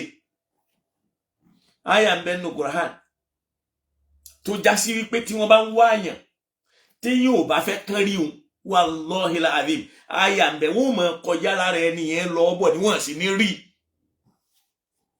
Àyà Qur'an wà bẹ́ẹ̀ tó jẹ́ pé mujarrabun táwọn afá gbìyànjú ẹ̀, kìí ṣe min bayni aydihim sàdá o. Táwọn afá bá wí, kódà nínú Al-Qur'an àyà kan bẹ tí wọ́n ń pè ní khamsuna qafat, kò sí bí ogun ṣe lè le tó láyé. Táwọn afá bá ti hàn khamsuna qafat yẹn, tó bá fi sínú ewé tí wọ́n dé mọ́fìlà ogun òní kó wọn. Ṣèbóhun náà làwọn adé lọ́sọ̀gbọ́n ìlà bá ogun ẹ̀jẹ̀. Orúkọ Ọlọ́run ní, àṣẹ Ọlọ́run ló ń bá rìn. Tọ́lọ́run bá ti lè fàṣẹ sí, lọ́lọ́run ti fi man dhal ladhi yashfa'u indahu illa bi'idhnihi. Wallahi nǹkan bẹ lọ́dọ̀ àwọn àfà, àwa la wọlé àwọn àfà, la já ilé wọn, làṣọ wọn da lábùkù látara pé àwọn ọmọ bú wọn wọlé wọn fẹ́ lo nǹkan yẹn láti fi lu àwọn èèyàn jìbìtì. astrology náà nísìn àwọn kan fi ń lu èèyàn ní jìbìtì, ká tẹ ìsáàbù, ká tẹ ìṣirò, ká báwọn èèyàn wo nǹkan. tẹ́lẹ̀tẹ́lẹ̀ àwọn tí wọ́n lò ó fi lu èèyàn ní jìbìtì ìmọ̀ ni. lónìí wọ́n ń fi ifá lu èèyàn ní jìbìtì. ifá tí wọ́n ní ifá kì í parọ́, ifá kì í ṣèké, ṣebóhun náà ní í ṣẹlẹ̀ nísìn. ifá kì í ṣèké, yóò sì máa lọ lóyìnbó, yóò lọ mú yàn wá, yóò fi gbogbo àwọn tí wọ́n wà nílẹ̀ yorùbá, táṣà yorùbá tí wọ́n gbẹ ń bẹ̀, àwọn tí wọ́n jẹ́ nílé orò, tí wọ́n jẹ́ nílé gúngún káàkiri, ifá ò ní rí wọn, yóò sì kọrí sílùú tí wọ́n ti ń pín dọ́là, yóò lọ mú yàn wá mẹ́. ifá máa parọ́, ifá máa ṣèké lódiwọ̀n tẹ́ni tó gbé fádání tó gbà. ó lè sọ alukurani di táwọn èèyàn fi ń parọ́. kí la bá débi pé káwọn afáwa mú kọ́kọ́rọ́ sínú kurani tó bá yẹ pé lágbájá ló jí kó mọ yí. wọ́n ṣe bẹ́ẹ̀ náà fún bíbélì, wọ́n ṣe bẹ́ẹ̀ náà fún. náà ẹ má bínú, nẹ́tíwọ̀kì yẹn òun ló fẹ́ ṣe bó ti ń ṣe. ẹ rí i pé ibi tí mo dé náà ni wípé àwa mùsùlùmí a gbọ́dọ̀ ṣọ́ra o. kó wá ń wá ní tó fẹ́ jẹ ní o, kó wá sì ń wá ní tó fẹ́ mu ní o. kò sí ní tí ń bẹ láyé téyàn ò lè fi lu jìbìtì, kò dẹ̀ sí ní tí ń bẹ téyàn ò lè fi ṣòótọ́. ní òbí jẹ́ pé wọ́n rè ọ́, wọ́n mọ̀ rè ọ́, tó bá ti wá débẹ̀ tán tó bá wọ̀, wọ́n wá máa bẹ̀rẹ̀ sí ní fíńgà làákàyè ẹ̀, wọ́n máa gbé ọlọ́run kó ń bẹ̀, wọ́n máa gbá nàbí kó ń bẹ̀, wọ́n máa gbé ìsìlámù kó ń bẹ̀, yóò wá máa lọ lára ẹ̀ díẹ̀díẹ̀. ìwọ náà ó máa rò pé n tó ń ṣe ló dà. tó bá ní ọ̀tún òtó ẹ, òun wá òsì, ní téèyàn máa bá lósì ìdá lọ́dọ̀ ọlọ́run. tó bá lọ ka alukur'an ó ní wa aṣáàbù ṣìmẹ́ẹ̀lì má aṣáàbù ṣìmẹ́ẹ̀lì, gbogbo ẹni tó bá bá rẹ̀ lósì ayé lọ́dọ̀ ọlọ́run, tó bá bá rẹ̀ lósì ayé lọ́dọ̀ ọlọ́run, fi sàmúmi wà hàmìmì, ìgbóná ni ó fi lo ayé. ìgbóná ni ó padà bá ń bẹ̀.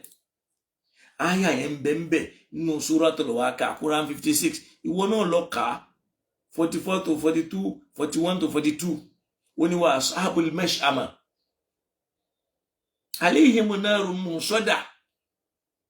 ṣòro àwọn tí wọ́n bá gba òsì, tó bá gba òsì, inú iná ni wọ́n ti padà bára wọn. tábàárí yẹn fa amẹ́mẹ́ni uti àkìtábà ó bí yẹ̀mí nìyí, ìyá máa gba ọ̀tún ẹ bó ṣe ń gba ọ̀tún ẹ lọ, kó o sì wá mọ̀ ẹ́ kó pé ṣòro sì tí wọ́n ń rí fáàsì yẹn nǹkan míì ní òkè ìṣòro ọmọ yìí o. wọ́n kàn lo ilé yìí láti kàn kọ́kọ́ wọlé sí ẹ lára nígbà tó bá bẹ̀rẹ̀ sí ní gbọ́ pé o mọ mathematics, o mọ numerology, ó rí i pé ọ̀tún ayé ló mọ̀, o mọ òsì ayé. òkè ṣé mathematics wà lọ́tún ayé tí numerology tó ń jẹ́ òsì ẹ̀ ṣé òsì ayé. pé ilé ayé ẹ bó ṣe wà yìí, wọ́n sọ fún ẹ pé o mọ physics, ṣùgẹ́tì mìíràn o mọ science, ọ̀tún ayé ló mọ̀, o mọ̀ sí ayé, o mọ chemistry, o mọ alchemy, ọ̀tún ayé ló mọ̀, ẹrú ayé ló máa ṣe. o mọ astronomy, o mọ astrology, ọ̀tún ayé ló mọ̀, o mọ̀ sí ayé, o mọ science, o mọ spirituality, o wá nígbàgbọ́ ní ọlọ́run, o ní faith, olóhùn ṣẹ̀sìn, o mọ spiritism. àwọn fẹ́ bá tiẹ̀ jẹ́ ni o. tó o bá gbọ́, tó o bá gbà, wọ́n á sọ ẹ́ di ẹni tí ó padà bá rẹ̀ lọ́sì pẹ̀lú ọlọ́run. èèyàn sì ní bá rẹ̀ lọ́sì kó bọ́lọ̀ dáadáa o, àfi kọ́lọ́run kó ṣíjú àánú wò wá o. wa ashabu shimali má ashabu shimali fi sàmúmi wà hàmìmì. gbogbo ẹni tó bá lọ kángun sósì yẹn, gbogbo ẹni tó bá kángun sósì yẹn, tí wọn náà ti ń ṣe nǹkan míì tó yàtọ̀ sí bọ́lọ̀ tí fẹ́ bá nẹ́bi wàhálà ló bá pàdé. ọlọ́mọdé abára wa lọ́sì o. ọ̀tún iná ẹ̀ ló dá o, kò jẹ́ a máa lọ o. ọ̀tún iná ló jẹ́ ọbọ̀lọ́hún o. ṣùgbọ́n láti jẹ àti mu ọwọ́ ọlọ́run ló wà, ó sì ti fi sí bá a ti fẹ́ jẹ́ àti bá a ti fẹ́ jẹ́. ó lè ní kọjá tó fẹ́ ní. àìmọye àwọn èèyàn tí wọ́n ti ga sókè lánàá tí wọ́n padà lọ́ọ̀lẹ̀. tó bá lọ ń wá nọ́mbà ẹ̀, kódà bí ṣe wáyé sì máa sọ nọ́mbà tèmi fún ẹ̀. àmọ́ tó o bá ti gbọ́ nọ́mbà ẹ̀, wọ́n lè ní nọ́mbà yín yẹn, àwọn tí wọ́n máa ń lo nọ́mbà yẹn, ọ̀rọ̀ wọn, ilé ayé wọn ó nítumọ̀, wọ́n dẹ̀ gbọ́dọ̀ wà friendly, àmọ́ ṣá wọ́n gbọ́dọ̀ ṣọ́ra láti jẹgbá, láti jàwó, láti ṣe kínní, oríṣiríṣi kódà ó ní lógo oríṣiríṣi tó bá dọ̀dọ̀ wọn rí tí wọ́n máa táàgì ẹ̀ máyà tó náà máa gbé kiri torí pé bóyìnbó ṣe gbọ́n tó náà ló tún gọ̀ tó. ṣòṣe nọ́mbà yẹn ló ń jẹ́ káwọn ọmọ yahoo kan máa gbá àwọn òyìnbó yẹn ńgbàkúgbà àbí wọn gbá ọlọ́gbọ́n nu hush pop yẹn mo yẹ ẹni tó gbà ó máa gbá àwọn ọ̀jọ̀gbọ́n nú ayé mo yẹ ẹni tó gbá dànù láyé. Abacha ó máa bọ́ sínú ìjọba ń bẹ̀ yẹn ó máa ṣe àwọn èèyàn kódà Abíọ́lá tó lókìkí tó lówó tó ti ń fi owó ṣe tiwọn látàná wá tí wọ́n bá wọnú ìjọba tó jẹ́ pọ́dọ̀ ẹ̀ ni wọ́n ti rówó tí wọ́n fi ṣe bá tí wọ́n fi ṣàwó ṣèbá Abacha yìí náà lọ́lọ́run padà fi ràn lẹ́wọ̀n tó sì ti mábẹ̀ tó dájọ́ ikú fún tó lọ́wọ́n ọba tó níkú tó sì pa òun tó dájọ́ ikú fẹ́ nìyẹn. Ẹ jẹ́ ká jọ lọ nígbàgbọ́ nú Ọlọ́run ọba mi nìkan parí sọ́dọ̀ ẹ̀ ẹ jẹ́ ká tún ìgbàgbọ́ àwọn èèyàn ṣe ká má ba ìgbàgbọ́ wọn jẹ́ lórúkọ ẹ̀sìn eléyìí kì í ṣẹ̀sìn ẹgbẹ́ kan ni tó dàbí RF contain mùsùlùmí ó contain ẹni tí kì í ṣe mùsùlùmí ó contain ẹlẹ́sìn kìrìsìtẹ́nì ó rí pé tó bá ti ń sọ̀rọ̀ àwọn tí ó máa àtàkì ẹ̀ ó rí bàbá onífà ó rẹ̀ ẹnìkan ifá ṣeun yóò sì máa àtàkì ní aláǹsọ̀rọ̀ àwọn tí wọ́n pera wọn ní mùsùlùmí ọmọ ìyá wa tí wọ́n ń sọ ní tálùkùránì ò sọ ìwọ́dẹ̀ ń takù ó ṣe kàn wọ́ létà ni mo ṣẹ̀ṣẹ̀ wá rí kan nínú wọn ló wá jẹ́ ká mọ̀ wípé àwọn èyí ṣe religious body o Ọlọ́run sì jẹ́ bá mi jẹ́ ó dáa fún Ọlọ́run bá mi jẹ́ ó dáa fún kọ́lọ́n bá mi jẹ́ ó dáa fún mi ò ní dárúkọ ẹ̀kẹ́ mọ́mọ́ dáadáa ó láwọn èyí ṣe religious body o ẹgbẹ́ làwọn táwọn ń kẹ́kọ̀ọ́ just like RF àwọn náà ń kẹ́kọ̀ọ́ láàrin ara wọn mùsùlùmí bẹ́ẹ̀ kìrìsìtẹ́nì bẹ́ẹ̀ wòlíì bẹ́ẹ̀ pásítọ̀ bẹ́ẹ̀ babaláwo bẹ́ẹ̀ onífá bẹ́ẹ̀ ní tẹ̀rí tí wọ́n ń ṣe yẹn ìyẹn là ń sọ pé àwọn tí wọ́n wá ń ṣe bíi pé mùsùlùmí ẹlẹ́sìn làwọn kán mọ̀ gbé bánà wá yẹn ẹ ṣe ń tẹ̀ ń ṣe yẹn káyé kú mọ̀ pé ń tẹ̀ ń ṣe nìyẹn tó yẹ bẹ́ẹ̀ kìíní kan of life náà ni ẹ mọ̀ ẹ ṣe nìṣó ẹ mọ̀ kó bẹ́sẹ̀ yìí torí pé làákàyè àwọn èèyàn kì í pẹ́ tẹ̀lé irọ́ Ọlọ́run dákun ṣíjú àánú o a kò ràn wá lọ́wọ́ kó gbọ́rọ̀ wá sẹ́sọ̀ o látòsí kùlùbà náà bá dá yídà àdé ìtàná Ọlọ́run má jẹ́ kó rí má gún rí ọkàn wa káwá láàṣe bó ti yẹ ká ṣe mọ́ ká máa ṣe bá mi Islam ti jókòó Ọlọ́run ti ṣe nǹkan Islam ò ṣe ìmọ̀ kankan léèwọ̀ o èèyàn lè mọ mathematics o kó sì mọ numerology o èèyàn lè mọ physics kó sì mọ sáísìkì pẹ̀lú ẹ̀ kò sí tó burú mbẹ́ o èèyàn lè mọ chemistry kó sì mọ alchemy o èèyàn lè mọ astronomy kó tún mọ astrology bẹ́ẹ̀ lèèyàn lè mọ sáyẹ́nsì kó dẹ̀ mọ̀ nípa spirituality kò sí láì fi mbẹ̀ tí kì í bá ṣe pé o fẹ́ mọ̀ lò nílò ọ̀nà tí ò dáa gbogbo tó bá dé Áfíríkà á sọ di iṣẹ́ babaláwo pẹ̀lú iṣẹ́ nǹkan tí ò ní túmọ̀ ni. ok nígbà èèyàn wá gbọ́ Ọlọ́run gbọ́ tó ní Ọlọ́run ló lè ṣe nǹkan agbára Ọlọ́run lè ṣe ṣágbára Ọlọ́run wà lè ṣe ni táwa sọ pé ó gbà pé Ọlọ́run lè ṣe ó dẹ̀ jókòó síbẹ̀ kò dẹ̀ mọ̀ spiritism ẹ̀ṣọ́ spiritism ìyẹn wà lágbára ju Ọlọ́run lè ṣe lọ.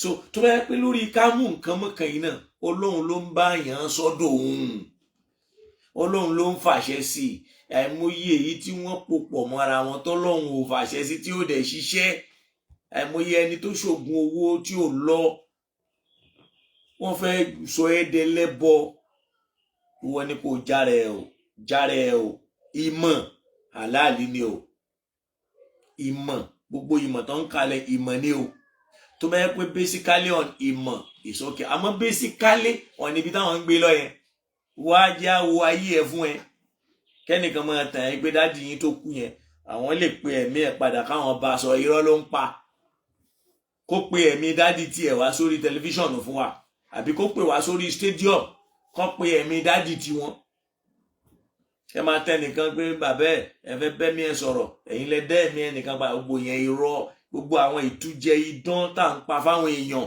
láàrin ara wa nìyẹn kò sí nǹkan kan bẹ́ẹ̀ Ọlọ́run dákun mọ́ jẹ́ ń ṣìnà o ọlọ́mọ ṣì wà lọ́nà ò ṣàánú fún wa gbọ́rọ̀ wa sẹ́sọ̀ o la ilaha illallah bàbá wa aṣáájú Usman ẹ̀ ní padà sẹ́yìn o ìwájú náà lẹ́ẹ̀mọ̀ wa pẹ̀lú ògo lọ́dọ̀ Ọlọ́run bákan náà bàbá mi ìmáàmù bàbá àgbàlagbà bàbá wa Abdulfatai Zakaria ọlọ́run bá mi ṣíjú àánú wò yín pẹ̀lú gbogbo àwọn táìjọ wà ní orí ètò lọ́sàn yìí. Mi ò mọ̀ bóyá ààrẹ ni tí ó fẹ́ pè tó fẹ́ dá sí ètò, jẹ́ kí n pe nọ́mbà tí a lè pè sí 08130509834 09151953212. So àwa tá a bá fẹ́ dá sí ètò yìí, so kọ́lọ̀ kó ṣàánú fún wa. Gbogbo àwọn tí wọ́n sì ń ṣe ìrànlọ́wọ́ fún ọlọ́run lára wa, ọlọ́run dákun má dojú tí wọ́n má jẹun padà sí. Bàbá Mudirul Markaz laqad ja'akum li ilafi, ọlọ́run àlékún àlàáfíà àlékún dára. Èyí tí wọ́n ń ṣe lọ́wọ́ yìí ọlọ́run má jẹ́ ó mọ́, ọlọ́run jẹ́ ó túbọ̀ mọ́ lọ síwájú. Àwa náà kọ́lọ̀ wá ṣàánú àwa náà jẹ́ kí tiwa náà máa dá. laqad ja'akum rasulun min anfusikum azizun alayhi ma anittum harisun alaykum bil mu'minina ra'ufur rahim. fa in tawallaw faqul hasbiyallah la ilaha illa huwa alayhi tawakkaltu wa huwa rabbul arshil azim. Bismillahir rahmanir rahim. لإلاف قريش إلافهم رحلة الشتاء والصيف فليعبدوا رب هذا البيت الذي أطعمهم من جوع وآمنهم من خوف ولا حول ولا قوة إلا بالله. أوانا ọlọ́run dákun ṣíjú àánú wa bá gbọ́rọ̀ tiwa náà sẹ́sọ̀ ọmọ jẹ́ kọ́rọ̀ owó dárò Islam ọlọ́mọ gbà lọ́wọ́ wa, ọlọ́mọ jẹ́ káwa náà gba ẹ̀tàn, torí pé ma ya'idukumu shaytanu illa gurura. Kò sí tí ṣètọ́nù tí máa fi mú ènìyàn yóò tán, yóò gba ìtànjẹ. tó bá wá débẹ̀ tán làwọn kan fi máa ń sọ yí pé ọmọ àìṣe ń rojú, ṣẹgẹt mìíràn ọmọ ṣíṣe ń rojú, ọmọ àìṣe ń bẹ̀bẹ̀.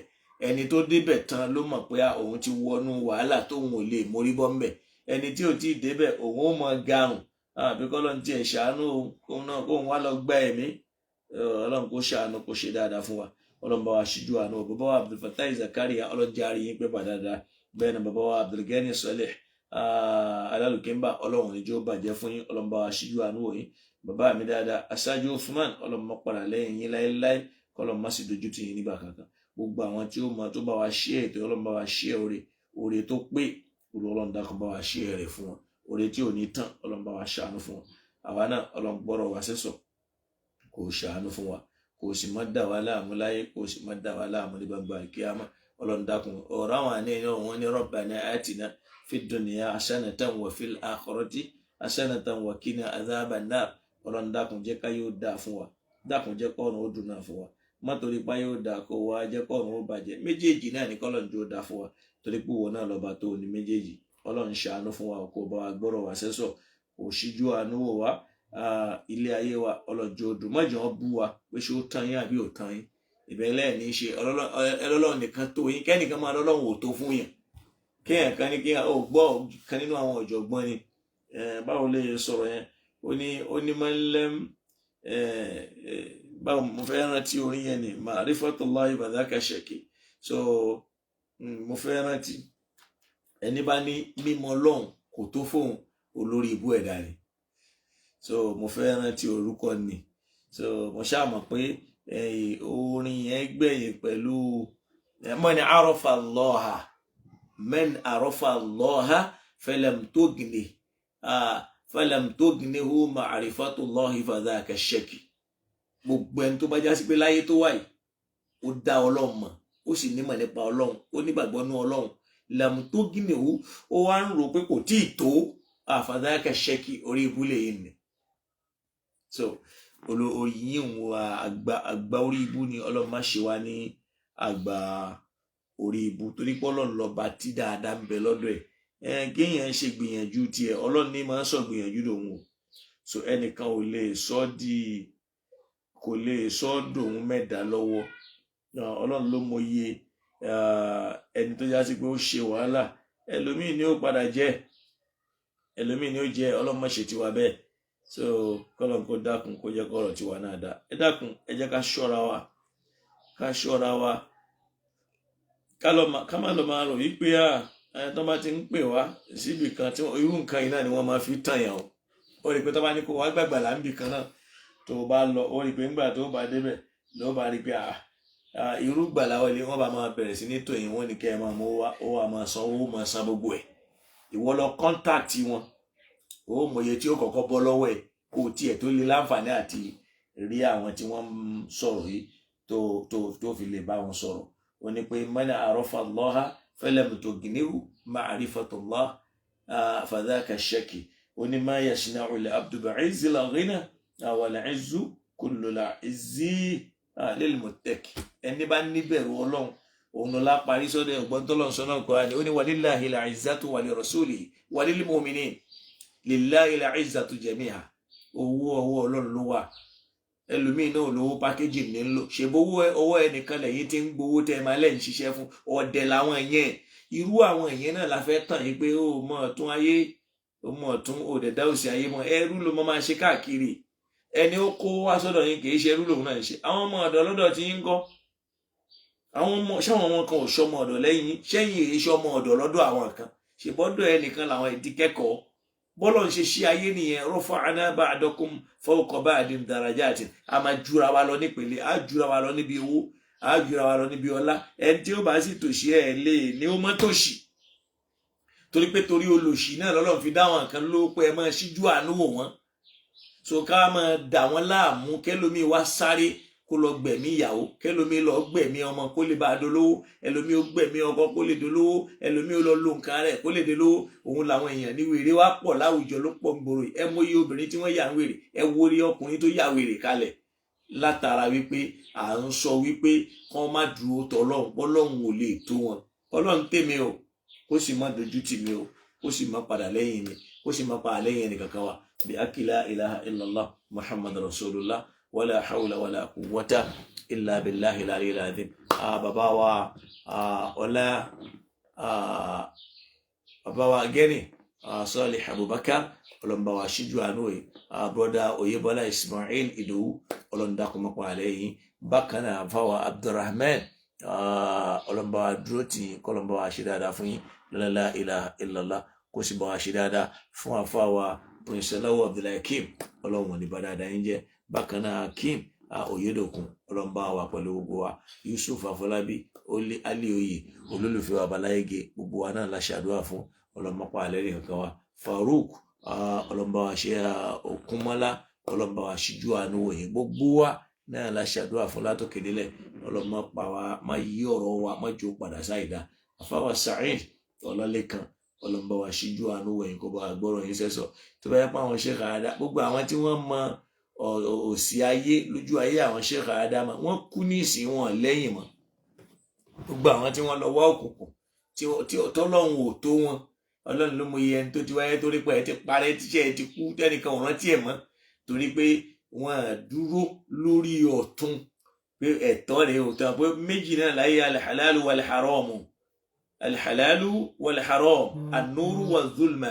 orí ìmọ́lẹ̀ oró kùnkùn, ṣé ìmọ́lẹ̀ yẹn lóòótọ́ béèyàn bá mọ òsì ayé. àfáàmì Alhaj Sheikh Ismail Adédáyọ̀, Ọlọ́run ní fi yín lẹ̀, ìkànnú àwọn ọ̀jọ̀gbọ́n, ó ní araftu sharra, ó ní mo dá aburú mọ̀ la li sharri. àfáàmì Saheed Ọlálékan, Ọlọ́run níjó bàjẹ́, ó ní àmọ́ kì í ṣe pé nítorí pé mo fi ń ṣe aburú, ó ní bal li tawqi aw laqi, bí kì í ṣe pé mo mọ̀ nítorí kí n lè máa sá fún tí n bá ti rí. ó ní man arafa sharra, so man lam ya'rifi sharra, torí ẹni tí ò bá dá aburú mọ̀, ṣe get me sìn, kò ní lè dáàbò bo rẹ̀ ń bẹ̀.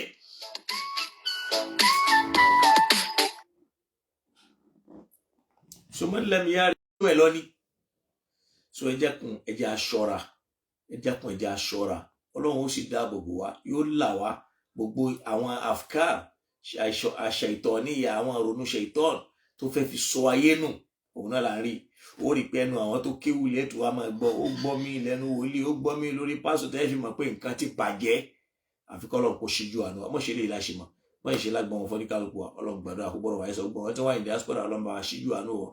àwa náà ta wà ní ọlọ́mọdé àmọ́ gbogbo wọn bàbá wa dáadáa nínú Islam tí wọ́n fẹ́ràn wa dáadáa. bàbá mi Adégbìtẹ́, bàbá mi Bọ́lágadé Abdulhakeem Mọ́rádéyọ̀, Ibrahim Bádéjọ, Alabadi Jamiu Adégúnwà, Ọlọ́run bá wa ṣíjú àánú wọn. Aládé Bákàrè, Saheed Kakawa, Jamal Abubakar, Taofik Kọ́lápọ̀, pẹ̀lú gbogbo wọn bẹ́ẹ̀, Dr. Nasir, Dr. Ọlọ́kọ̀, Ají Àwésù, gbogbo wa lọ bẹ́ẹ̀, ẹja lóní Búùdì Munas, Ọlọ́run bá wa ṣíjú àánú gbogbo wọn, kó bá wa gbọ́rọ̀ wọn sẹ́sọ̀. la ilaha illallah, má fẹ́ kankan lẹ́ Ọlọ́run mọ̀ ń tàn fẹ́, ọmọ ń tàn béèrè. Ajá rẹ̀ Mílẹ́kùn Basira, Ajá Basira Àwésù, bá wa ṣàánú yín, Ají Àṣàfà ọlọ́mọfẹ́ yìí náà lẹ́ Ají Abdulsalam ọlọ́mọba àgbọ̀rọ̀ ti sàfáwà Akim Mahmood ọlọ́mọba àgbọ̀rọ̀ ti kó dúró tiwa o kó má fẹ́ nìkan kan lẹ́nu wa o ọ̀tún ayé ti dá o Islam ti dá o ìmánì ti dá o ṣòrí gbogbo tí ó bá jẹ́ dàkejì ẹ̀ tí ó gbé ọ lọ tí wọ́n wá kó nǹkan míì sínú làákàyè tí wọ́n tó mọ Ọlọ́run tó mọ kéwú tẹ́ tó wà máa pe àwọn tí ò mọ nǹkan tó mọ̀ ó wà máa pè wọ́n ní olúwa mi o ó mọ̀ pé gbogbo téèyàn lè fi kí Ọlọ́run ló wà máa fi kí wọ́n torí wọ́n á jẹ́ kó rí wọn ní pé yes ó gbọ́dọ̀ gbogbo nǹkan bá ti ṣe àṣegbé ni so kọ́lọ́ ń dákun mọ́ ṣe lè láṣẹ mọ̀ fún wa mọ́ ìṣe lágbèmọ̀ lọ́lọ́lá ìlà apàdà sígbó ọlọ́mọdé ò bẹ́ẹ̀ nìkan gbogbo ẹni tó wà lórí ìnira Ọlọ́run dákun bá wa fún wọn ní dẹ̀ra kó bá wa gbà ní àkó lára wọn gbogbo àwọn tọ́lọ́run ti dẹ̀ra ọlọ́mọdé ọmọ ìdá gbogbo wọn tí wọ́n wà wé ìgbèlú ọlọ́mọba àmúlé wọn lọ àwọn tí wọ́n ti gbà ọlọ́mọgbà lọ́wọ́ wọn lọ́lọ́lá ìlà ìlọ́lá ẹ̀mú yìí àwọn tó jẹ́ pé Kùránì náà là ń kà tọ́lọ́run dẹ̀ ń gbàdúrà wọn tí kì í ṣe pé ẹ lọ mú gbá wá ẹ lọ má wò wá ẹ lọ ṣe gbá Ọlọ́run dẹ̀ ń ṣàánú wọn ó sì ń ṣàánú àwa náà níwọ̀n bá bí ó ti ṣàánú wa kò dìgbà tó bá bẹ̀rẹ̀ sí ní lú ẹyin jìbìtì àbí tó ń sọ wọ́n dẹrú tó bẹ̀rẹ̀ sí ní gbowó kò sí láì fẹ́ pé iṣẹ́ tí wọ́n ń ṣe nu èèyàn lè ṣe jálàbí pẹ̀lú ọ̀tún ayé o kó sì nítumọ̀ tó o bá ti mú òsì ayé mọ wàláhì ó dò ní jìbìtì ó sì máa wá nígbà táwọn afáà náà ti ní kéèyàn máa bọrí kéèyàn lọ bọ̀gún táwọn afáà náà ti ń sọrú ẹ̀ torí àwọn náà ti wọnú òsì ayé ọlọmọdé àbáwọn wọbẹ la ilaha illallah muhammad rasulullah bi akiya awwal awwalina wa ya akhir al akhirina ya dal quwwati al matin ya rahim al masakin wa ya arhamar rahimin wa la hawla wa la quwwata illa billahi la ilaha illa subhanaka allahumma wa bihamdika nashhadu an la ilaha illa anta nastaghfiruka wa natubu ilayka subhana rabbika rabbil izzati amma yasifun wa salamun ala al mursalin والحمد لله رب العالمين السلام عليكم ورحمة الله وبركاته